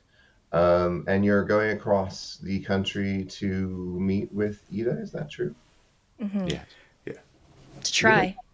What is Ida up to? Not in San Francisco. Where is he? I imagine that you don't know. I imagine that the snipers also came to Ida's bar Mm-hmm. because all of Ida's shit was probably also in those dossiers. Yep. So with an epic stealth that I rolled just a second ago, Nice. they bounced into the wilderness somewhere. But if people wanted to follow the stories of cryptid sightings, that would be the way to do it. All right. They are off the map. Pacific Northwest. Yeah, I was going to say, once again, pre-established, canonized way of Hathor and Ida finding each other before long-distance communication was finding the sightings of Sasquatch. Yeah. So if you guys follow those, then it would be Pacific Northwest. Somewhere in the wilderness of It's a really good place to Oregon, Washington area. Satellite imaging is difficult. Mobilization is extremely difficult. In the 80s particularly, there wasn't as much infrastructure. Pacific Northwest is an excellent place to wait out the government. They know. Yeah, as Hathor says, as he's headed into Oregon. Oh, this was a good idea. Oh, Good they work, listened to Ida. me. Good. It is. Ida knows what they're doing. All right. So following the rumors of Sasquatch, you managed to stumble upon the big hairy beast itself. I would actually like everyone to roll a notice to see if they can find me. Can I ask for that? Absolutely. Try to find Sasquatch. Good luck. Uh-oh. Cam's having audio issues. Pause. I rolled abysmally bad. But everybody else can get a +1. So that brings mine to an average. Cool. No, sorry, it brings it to one below average. Oh, I wow. apologize. Beautiful. Well, let's see. I think Yelena, to give an explanation, Yelena and Hathor are very much enjoying their time together again. 100%. And without the prosthetics. You've got the tattoo. You've got you instead of like you do the traditional tattoos, but then you also have like a tattoo on your back that's like a place to put like souvenir tattoos, like spoons, tattoos of spoons. It's like, I went to this small town. So if you follow the stories of Bigfoot sightings and Sasquatch sightings, that's what you would do. Sarah was like, okay, you find Bigfoot, and I said, no, roll notice. All right. So what did everybody roll for notice? I got a +1 from Yelena, but I got a -3, so I'm one below average. Yeah. Right there with you at a mediocre. Oh, that's insane. I used a +1 from my enhancement ability, and I got a fantastic. All right. Great, make it an epic because you also got a +1 from Yelena. Oh, I did add that. That was part of the fantastic as well. Yes. Oh, okay. Okay. But if everybody's doing it, I'll burn a fate point and use making up for lost time to get +2 You're to it. good. No, but no one I else just, does. I just wanted to do Okay, what everybody great. else did. I want legendary. You see a very familiar, well, not familiar, because you never know what Ida looks like. Yeah. Ida is Ida. Ida is basically in their original form, in a grungy t-shirt, jeans, flannel, looks at you, goes, and then fully walks up behind Havthor with a rifle to the back of his head and goes, "Hello." Just as a fun, not to shoot him, just to be like, just as a gotcha, as a fun sibling ribbing. Oh dear God. Halfdor pulls his hand out of Yelena's pants and immediately puts both of them up.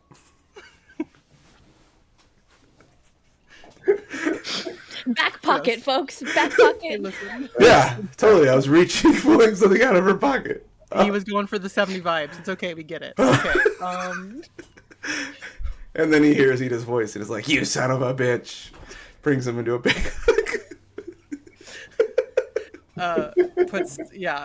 holsters. And in Ida's ear says, "Don't mind the smell of my hand."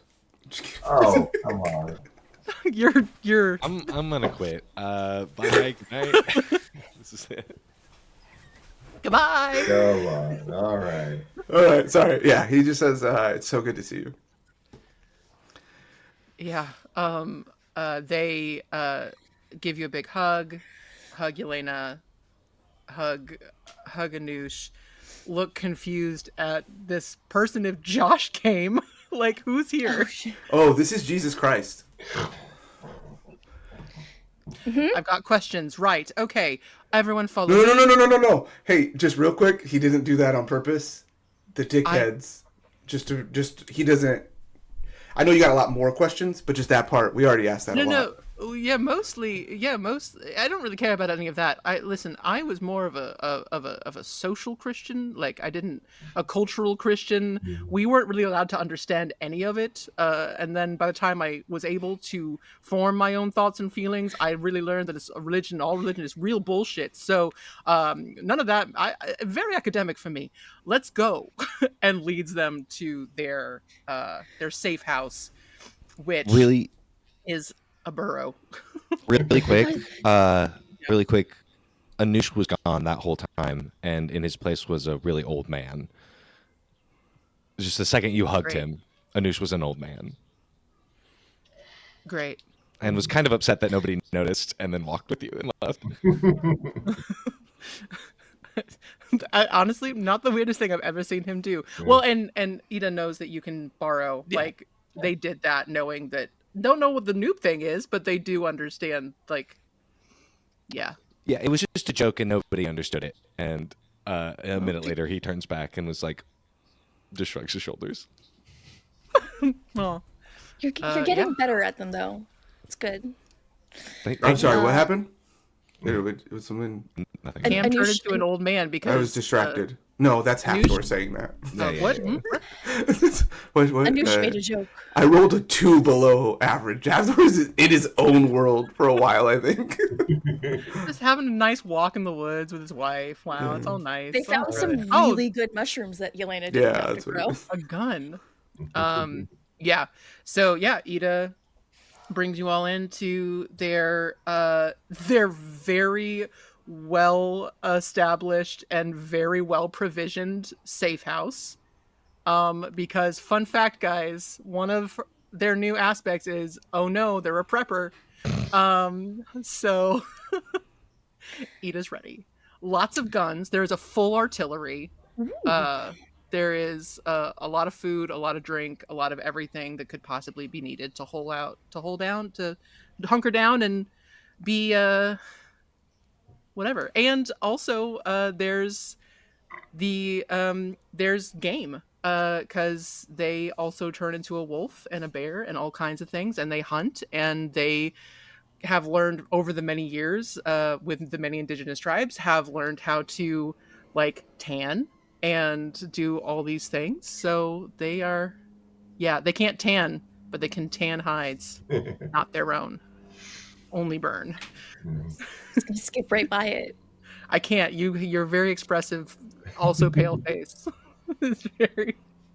So yeah, settled in, drinks all around. So what the fuck? Yeah, Halfdoor, do the thing. Oh, yeah. I forgot. That's a thing I can do. Yep, no force. Yeah, it just gives you the, like, whole play-by-play, same thing. And I think Halfdoor has learned how to, like, if he connects people, take pieces of their own and give it to, like, not take out of their brain, but, like, the same stuff, right? Like, funnel in what everybody wants to give as far as so you can get, like, the whole picture. Okay. Oh, yes. Yeah. Okay. That explains a lot. A very similar group of people raided my bar, but I got out. I mean, really, honestly, they should have known better. Fillmore did a shit job of preparing them, because it turned into a fucking mouse. They couldn't find a fucking mouse? What an idiot. Anyway, but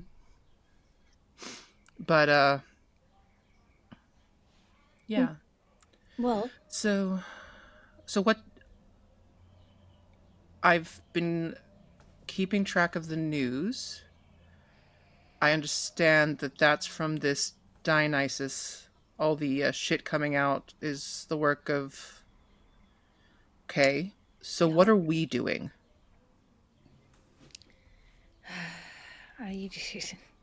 Surviving for the first part. Yeah. I don't know. I think maybe next steps is try to figure out where they have Hippolyta or Vermund.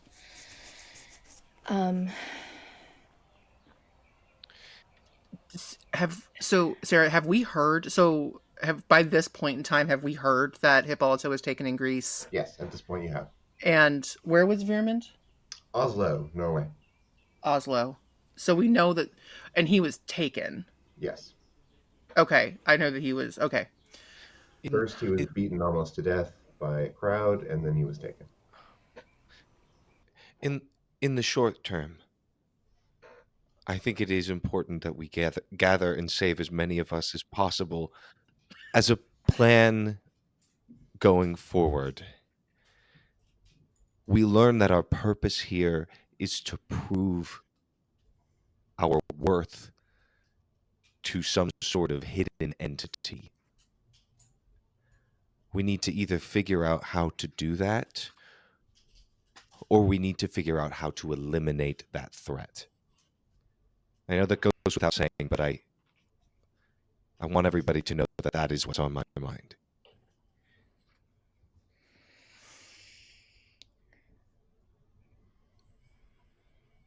Right. So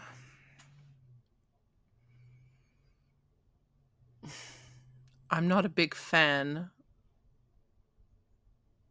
of having to prove myself to some weird fucking cricket monsters. Although I'd love to see one. Well, we don't necessarily know that crickets, they could be different life forms entirely that rub their legs together to create some sort of noise, like tentacles or something. Flies also rub their legs together, so That is correct. it could be more disgusting. Great. I would love to see them so I can steal them. But anyway, neither here nor there. In that moment of conversation, Halfdoor has the movie The Fly birthed in his brain. Oh, yo, also totally forgot. Is Jesus with us? Jesus is right next to us right now, right? Oh, yeah. I don't trust him at all. And I think that comes out of my mouth, and I look at him, and then I look at Halfdoor and signal him that I would like a private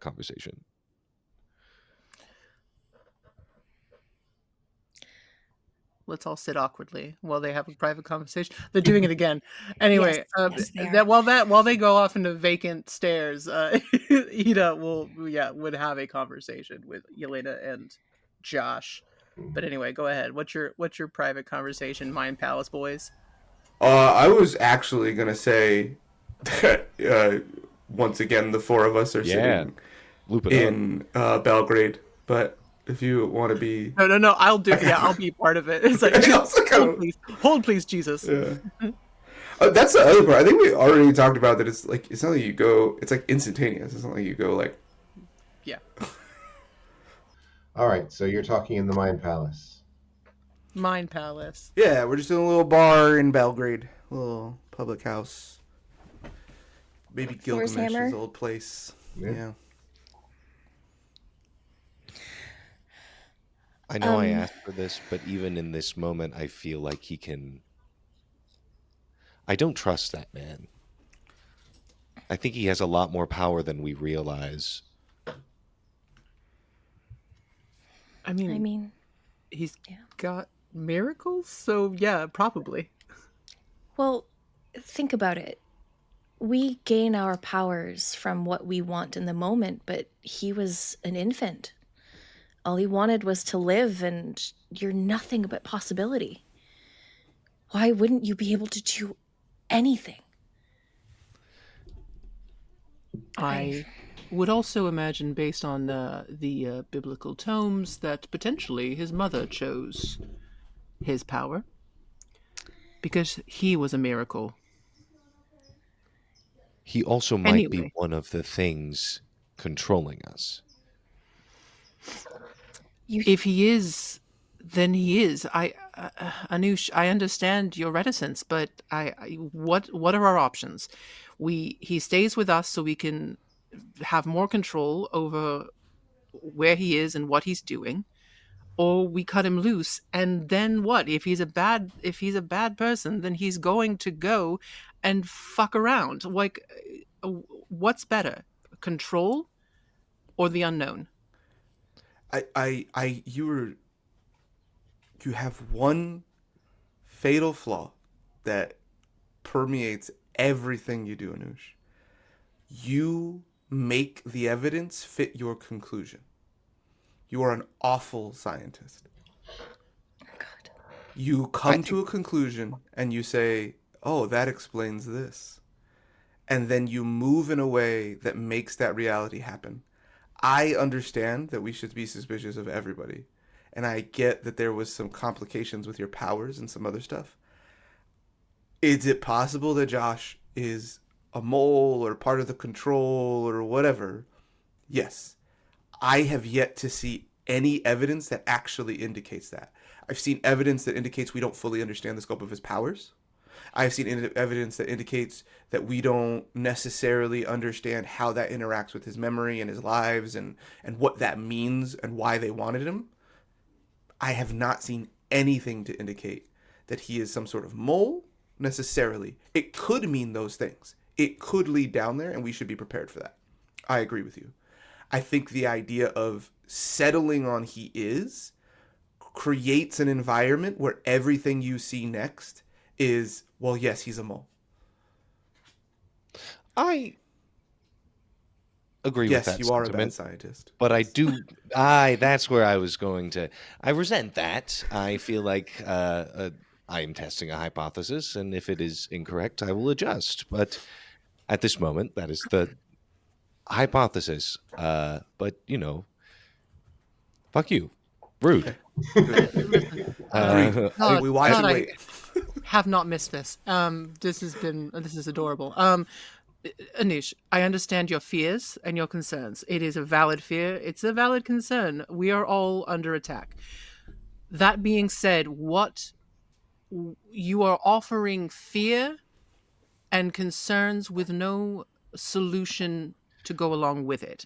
So, we have two options here. We cut him loose, which I think is a terrible idea. Or we hold on to him with the knowledge that we don't know this man. We know each other. I just would like to take the opportunity to share all of my hesitations. I'm not saying we should do anything. In fact, I think the safest option would be to cut his head off and kill him. But I don't think that's acceptable. I think you were right. I think we should keep him next to us. I did just want to share that I don't trust him and am hesitant to just let you know. I think we're all on the same page. Good. Yelena? Oh, I was just going to say thank you for sharing your thoughts before they became actions. That's all. And we've already discussed why you can't have his head in a jar because I don't want to carry it with us. I understand. Yeah. Also, if he's not a mole, then I would really like to have access to some miracle powers. So, yes.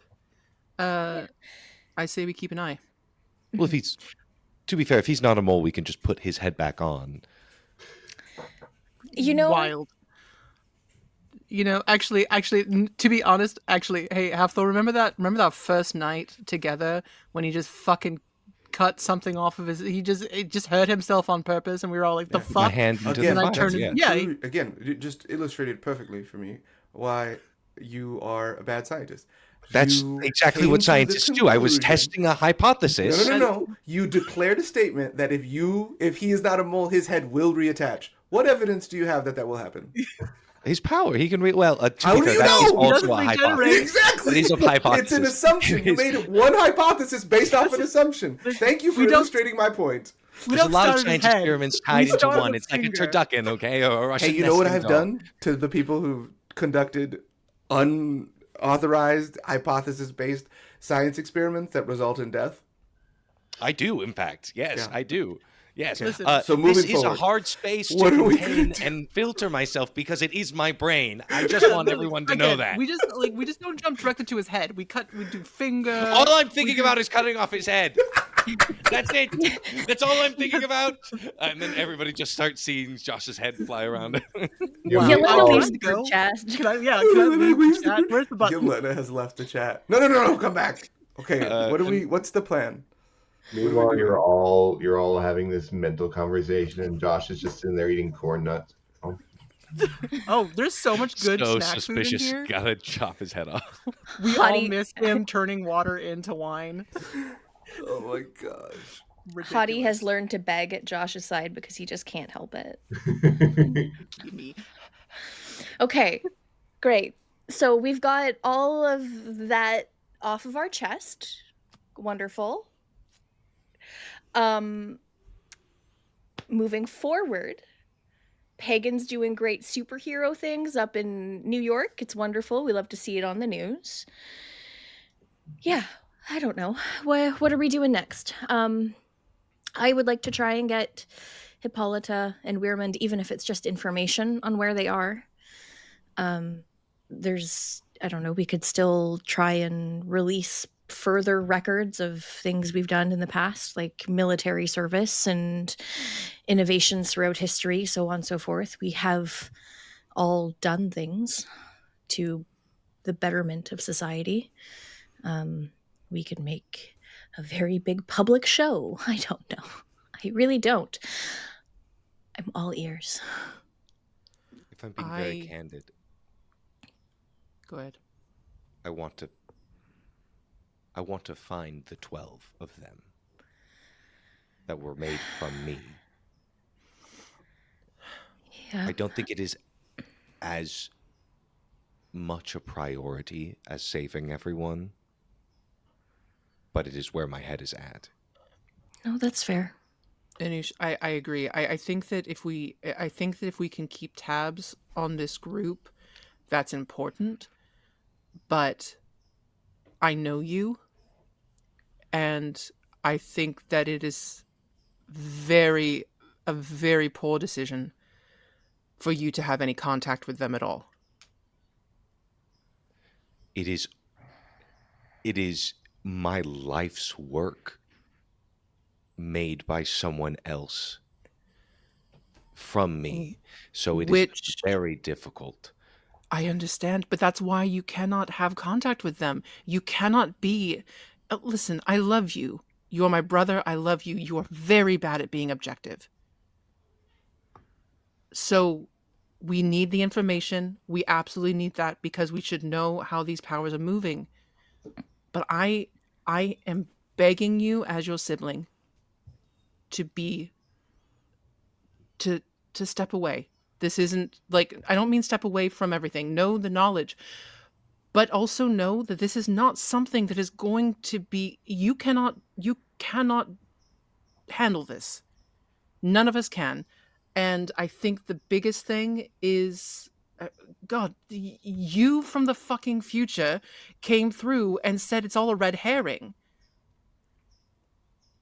So why listen to yourself.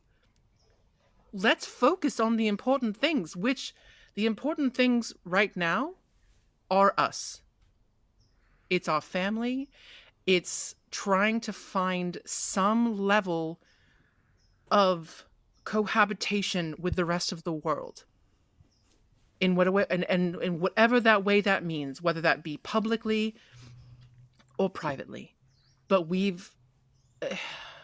I can't even begin to think about this cosmic fucking moral question of who has value and who has worth. That's absolute bullshit. So I am also really, for the way future goal, let's figure what the fuck that's about.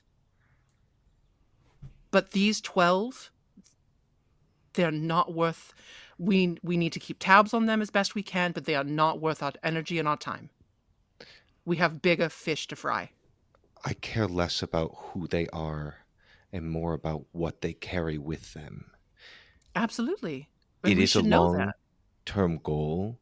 Mm-hmm. I am afraid they do not have our longevity. That is why I feel this urgency. My point is,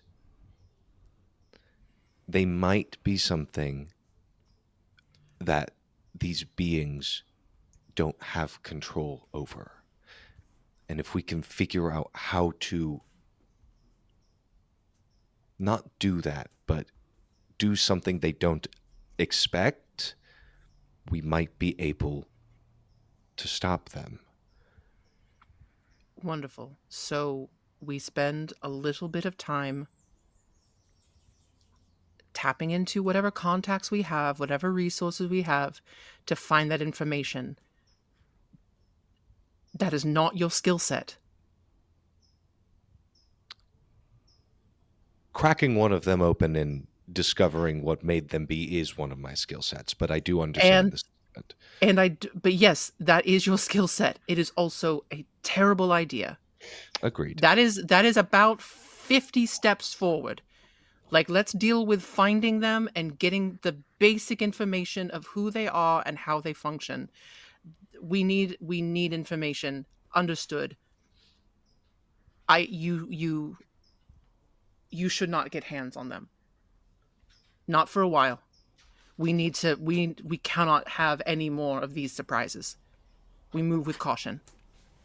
No surprises. So we do need to figure out who in our family can be trusted. That Wanted poster with Gilgamesh's face shows up on his own bar. I don't. Yes, again, as Halflow says, it's from what I've heard. This Jesus Christ person is not Josh. He prefers Josh. I prefer Josh. Jesus Christ is awful. Anyway, I call him by his full Hebrew name. Josh, Jeshua, is. It doesn't seem that he has given any indications, while Gilgamesh has, being the first of us, is very. There's a lot of things that could add up to him being a true problem, and maybe he's not. Okay. But either way, where has he been? So he's not somebody that I necessarily will be putting my trust into. And I agree with Halfthor on that. Hippolyta, we need to find. Vehement is imperative. Mm-hmm. You know, I know that he is no longer a child. None of us are children, but he will always be a child to me. So that's where we're going first. I'm going to try and find them.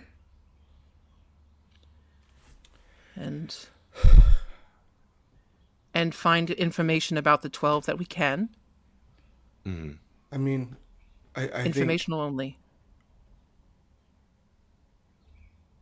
We have to measure our lives differently.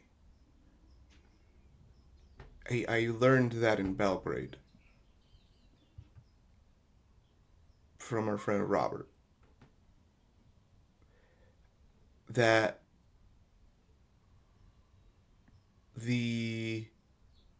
in the 500 years between Hastings and Belgrade, there was enough time for that, for England, for Europe to have anti-pagan, hardcore Christian sentiment, and then that wash away and return by the time of that 500 years. I cannot say for sure. And I'm inclined to believe that with the proper motivations, our persecution may persist, if unattended. But I think we're looking at decades here. I agree. And I think, unfortunately, there's gonna, this is not to say I want to go save the boy and Hippolyta and whoever else needs our help.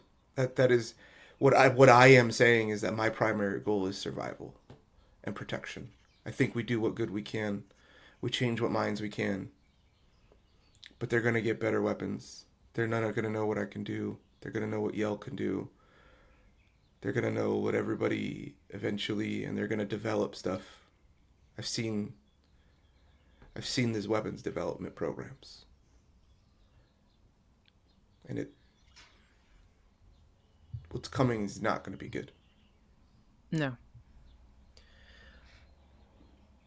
And to that end, I have a request. Because the one thing that they do have that we have not had, most likely, is open communication. You want to get in contact with everybody? No, I mean between us four. Mm-hmm. Oh, well, I've been meaning... There have been too many secrets. Yeah, I got a big one.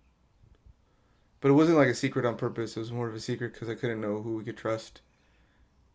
And I didn't want to say it over the phone to you. Or Yelena, even. And then he explains about Odin's computers. About this. And he's like, I don't know if it's caught up yet. I doubt it because, again, Yelena didn't even know. There's one employee that actually works for the company. So, yeah, things like that. Can we not have any more of those secrets? That'd be great. And I don't mean with the full conclave, because God knows it didn't work out for us last time. But the four of us, we are family. And I know that I trust every single one of you with my life. And I will kill to protect every single one of you. And while there might be disagreements, and they look at Anoush and Halfthor, like, there might be disagreements about how we go about things. We can't have secret machinations in the background. We are one agenda. Please, I just ask for that. Because I know, that arm of St. George is not acting as a body. They are acting as a single limb. I've never kept secrets from anybody. I know, darling, I love you. And this is mostly pointed at my brothers. And myself. One secret. We hadn't talked in... Oh, I no, think it was Mr. mostly pointed CIA. at No, me. that's bullshit. What are the secrets about? I don't know. I just know you did a ton of CIA bullshit. I know. I just don't believe you. This is also not just this. But anyway, you know what I mean. We amongst the four of us, transparency. Agreed? Yes. Mm-hmm. So, Josh, what do you want to do?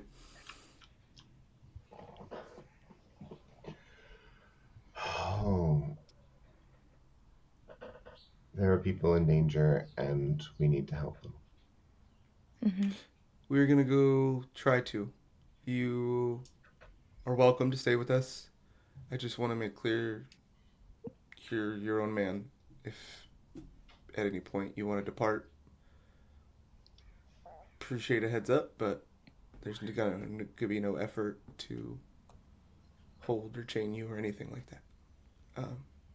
And if there's any other way we could help you get to where you want to go or what you want to do, let us know. Okay?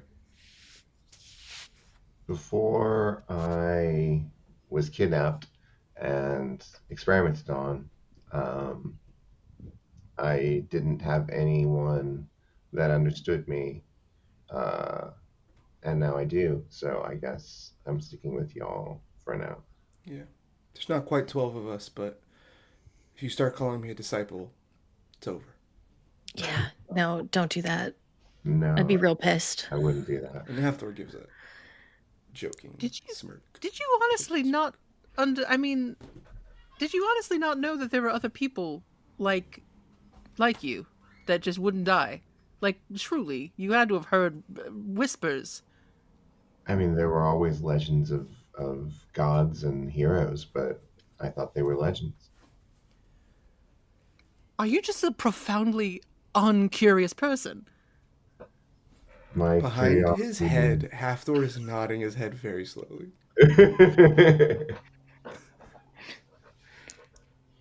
I'm not sure. I have concerns with the people in front of me and what I can do to help them.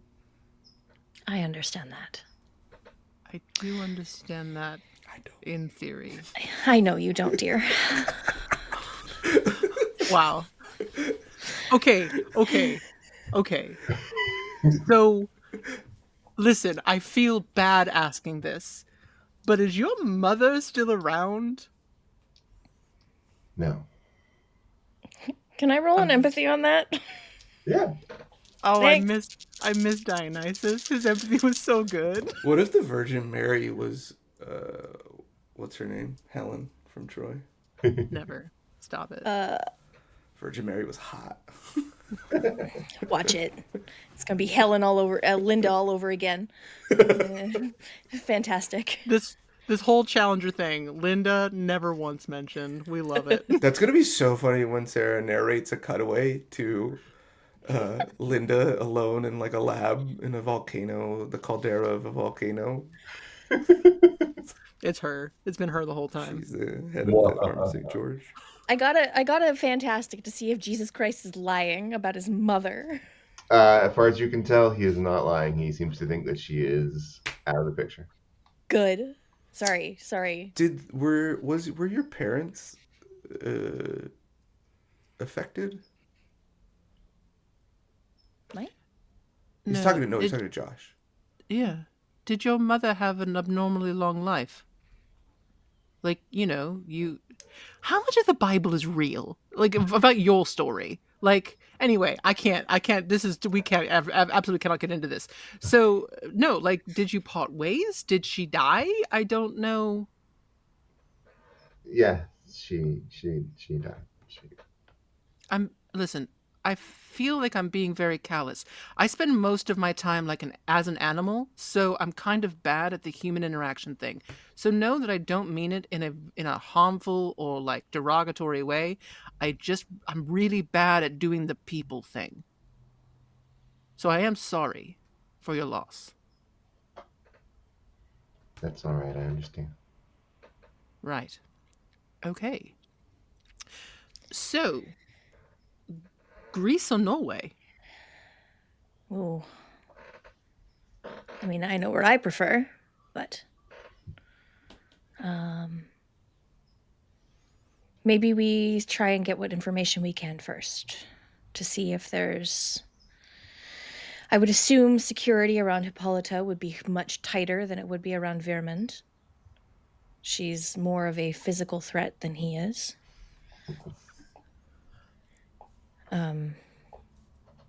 And we might have better connections in Norway.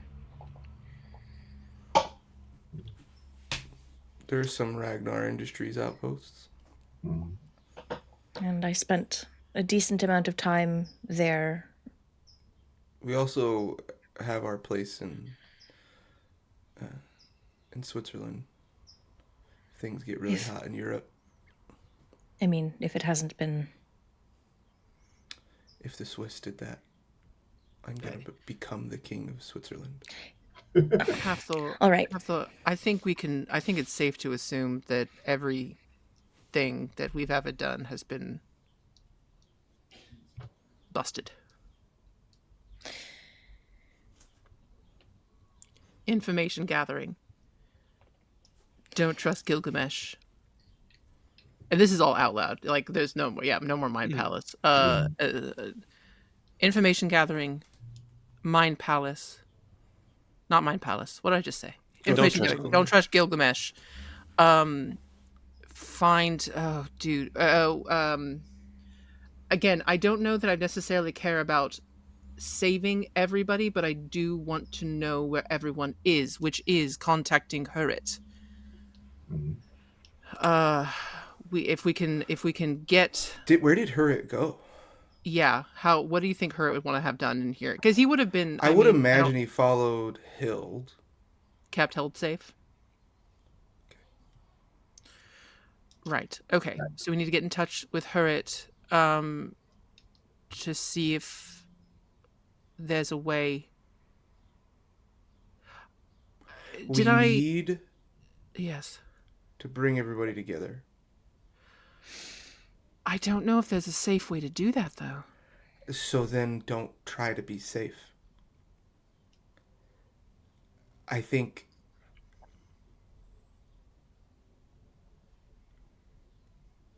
we say it out loud in the hopes that Hurrit will contact, and then we can change the plan from the very loud over the waves into more secure means and find a real connection. Maybe Josh can help you reach out. Oh my god. He helped Hurrit. That's a good idea. Oh yeah, he boosted. You have that mirrored memory. It's almost like I was there. He boosted that. That thanks, Hathor. Radio Hathor. Are you willing to try, friend? Of course. What? Metapigeon. What are we rolling to make things happen? Will. And for Josh, are we able to help with that? Yeah. What's Josh's empathy? Probably. Yes, it is empathy for Josh.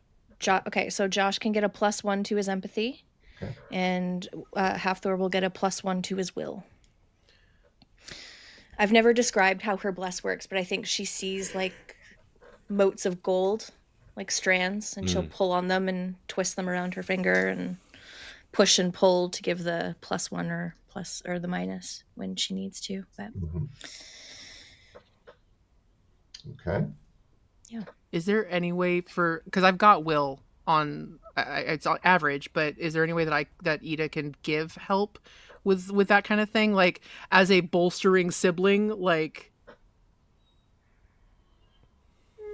Just whisper it's in fine if it's Josh's no, ear, but like, provoke. You better do so good at this. I can't fucking do that. But like, Yeah, I don't think so. it's fine. Yeah, no harm in asking. Yeah. All right. So what you got? I rolled a +1 to my superb, and then what did you give me a +1, Yelena? Yeah. So then superb +2. Epic. Yeah. All right. Marvelous. With that, you are able to get into contact with Hurrit.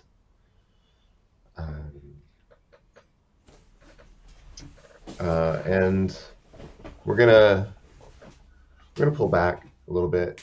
You get in contact with Hurrit. You bring people together. There is, over the next years, there is struggle to survive. There are a lot of political problems that you get to get caught up in. But for the most part, you survive and ride it out until what happens? What do you think finally brings it back to a place where you can be at least reasonably safe in the world? What do you think changes? How long does this go?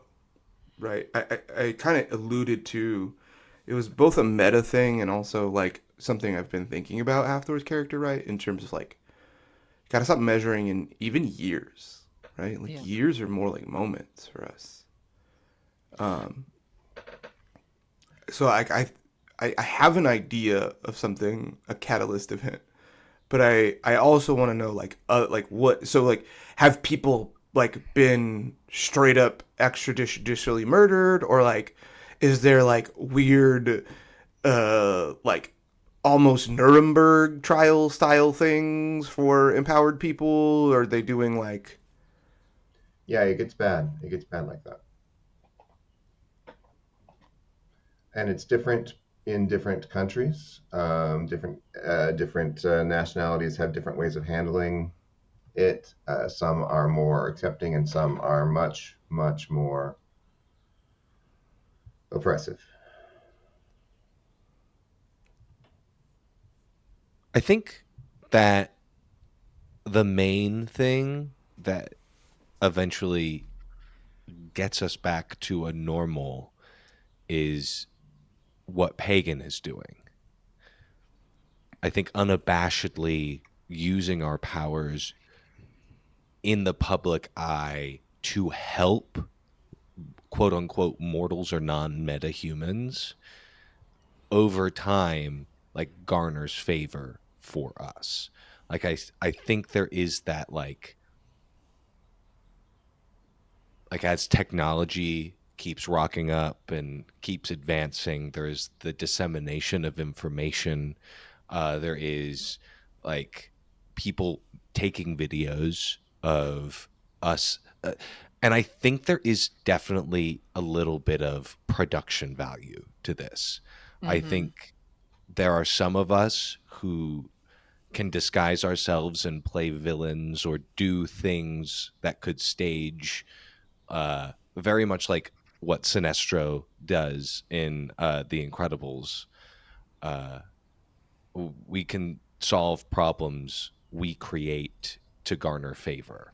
I think we take a page from comic books and lean into the subservient aspect of superheroes.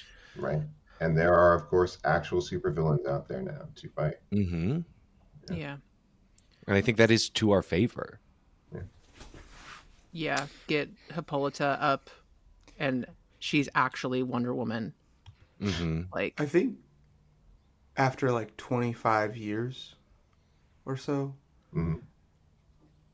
somewhere around there. And I don't, Maybe it's one of the French soldiers, or maybe it's someone we're not super familiar with, one of the Egyptian gods, or some other person we maybe previously didn't even know about.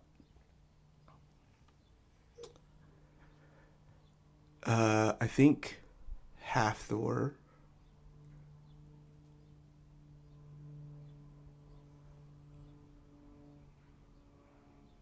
reaches out to hear it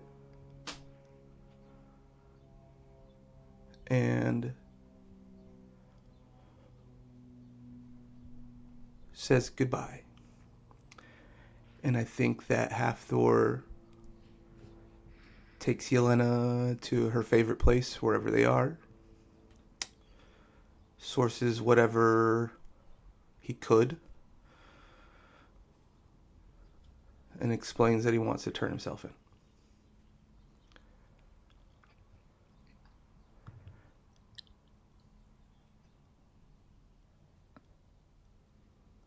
Why?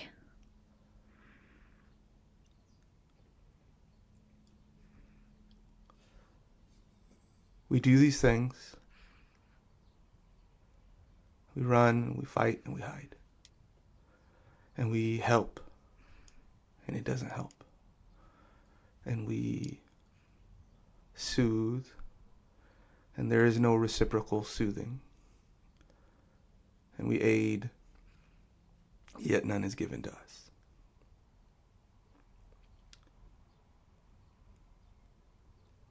They want to use... And because I would, like you said, right, there's a degree of these different trials. So I would imagine there's one where I would get more of an actual trial. Sure, the determined outcome is probably the same, but they got to go through the process, the due process of a trial. Right. So if that's the U.S. right now, that's like the, right, whatever judicial protections we could have built for those years, right? Or if it's like some sort of other European country or African or wherever, right? Asian, whatever country is the one that is the most quote unquote humane process. Sure.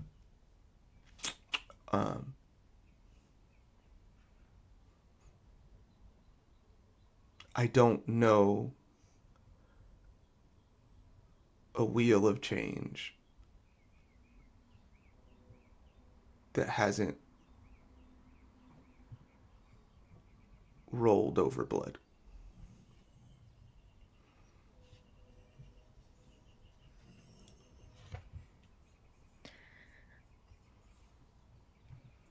And If there is,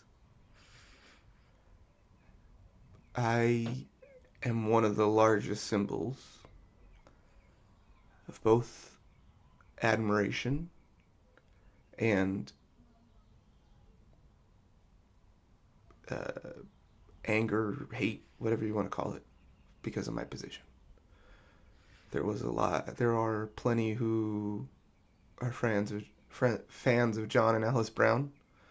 There are those in the LGBTQ plus community who count us as disciples of Ida, their patron saint. There's plenty of communities you build. People forget. These politicians, they're fucking cowards. They build years of political capital. They build years of goodwill. They build all this stuff, and they sit on it. I spent 1,000 years doing good, building up goodwill, establishing legends. And if there's a time to spend it, I can't see any more of this. If there's a time to spend it where I can get a chance to change more hearts and minds and get a platform to say the things we want to say and need to say, then I want to do it, if that means not another one of us dies. If that means that all those that aren't like us, that have died in these lynch mobs and these crazed pogroms who were just a little different enough.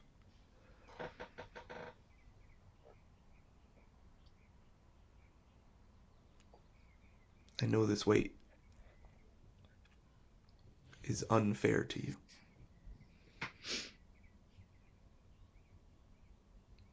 She takes his face in her hands and looks into his eyes and says, "Then we do it together." Okay.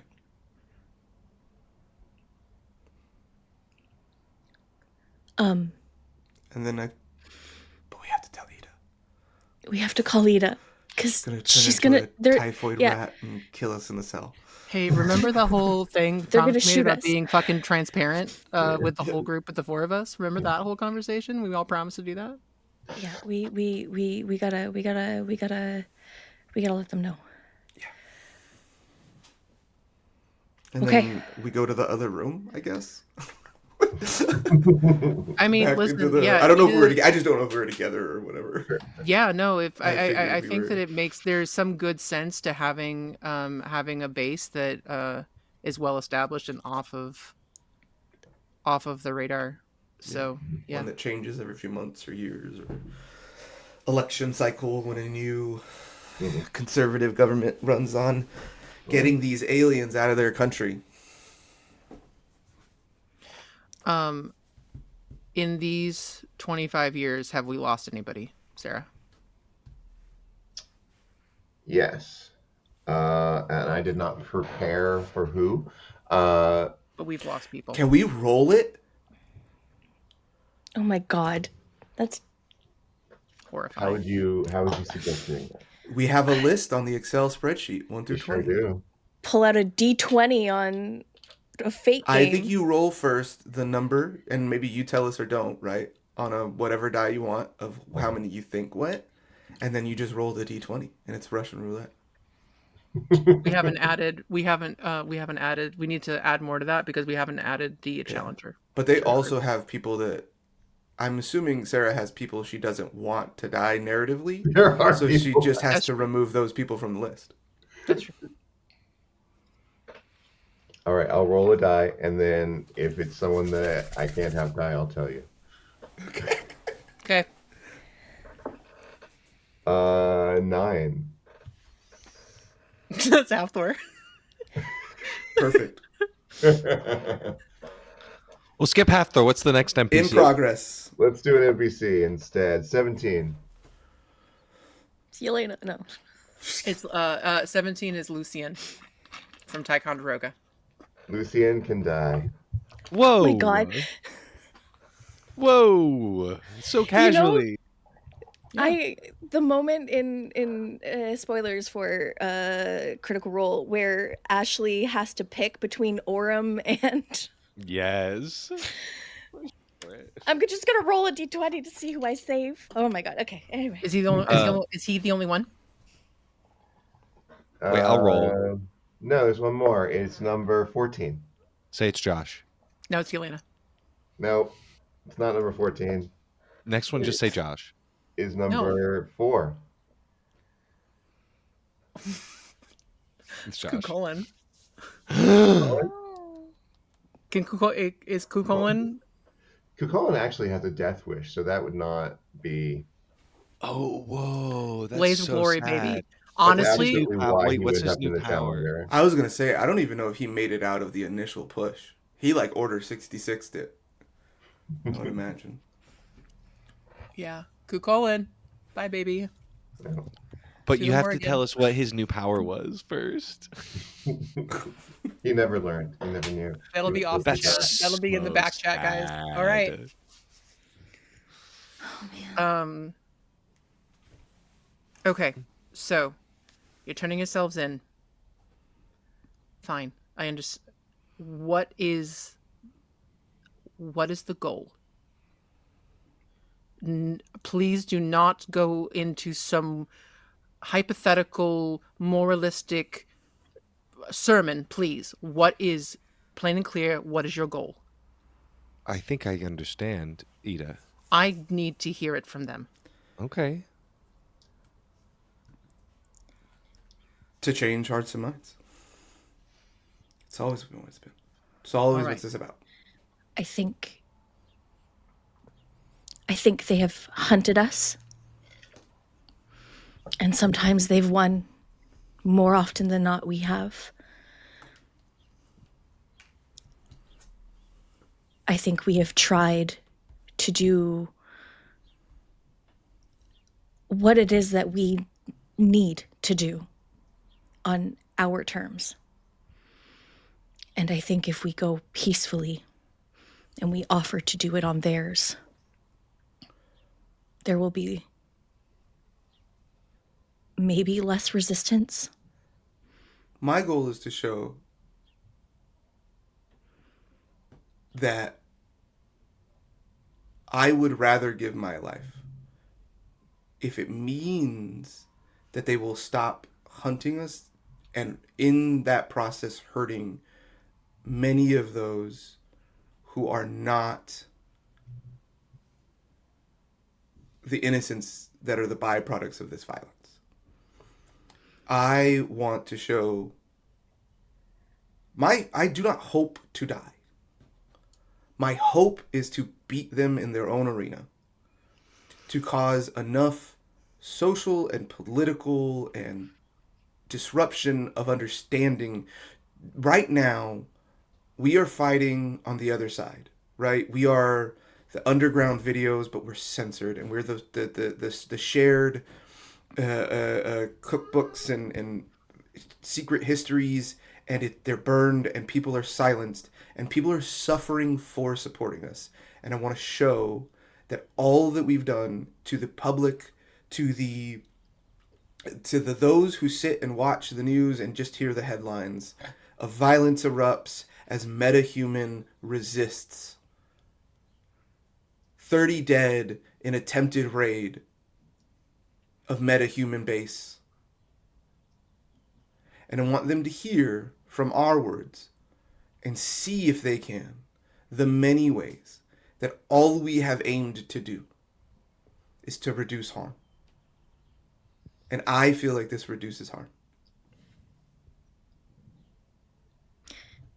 And I think we're the ones to do it. I would agree. So, you will go.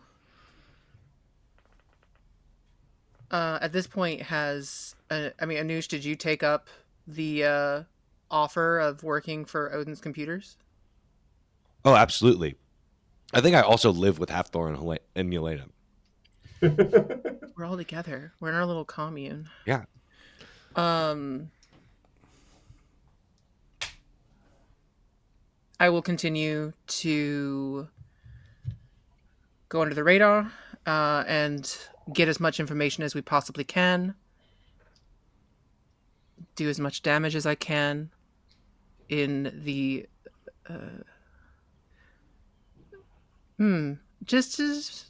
I'm going to do what I can to make it to make any damage I do look like it's on them.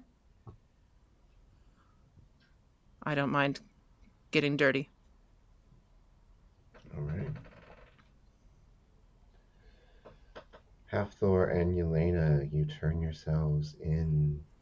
I think Hathor flies them, because he's a dramatic bitch, Yeah. to the steps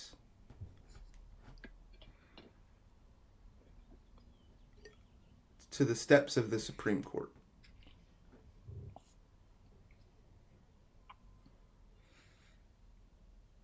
And they wait.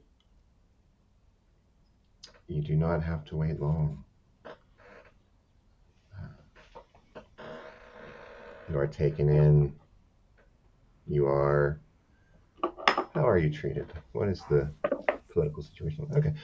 You are treated with some respect and brought in.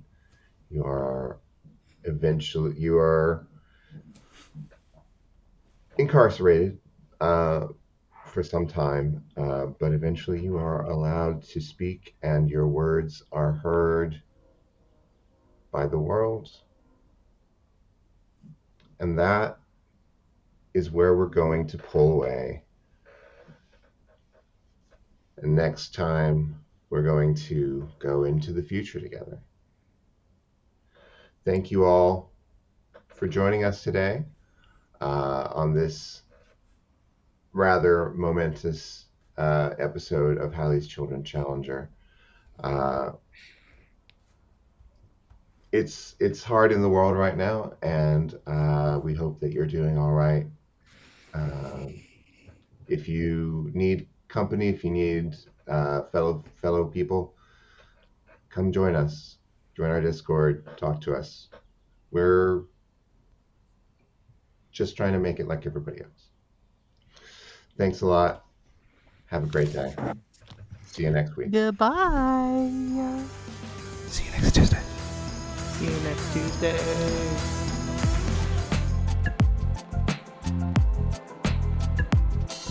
Thank you for joining us today. Halley's Children is written by Serafina Smith using the Fate Core Venture City system. The players are David Robles, Courtney Lee, Cameron Khosgham, and Eli Galliher, with Serafina Smith as the Game Master. Editing by Eli Galliher. We hope you enjoyed the drama, laughter, and chaos as much as we did. If you had a blast, don't forget to share the love and tell your friends. Until next time, keep searching for the rainbow.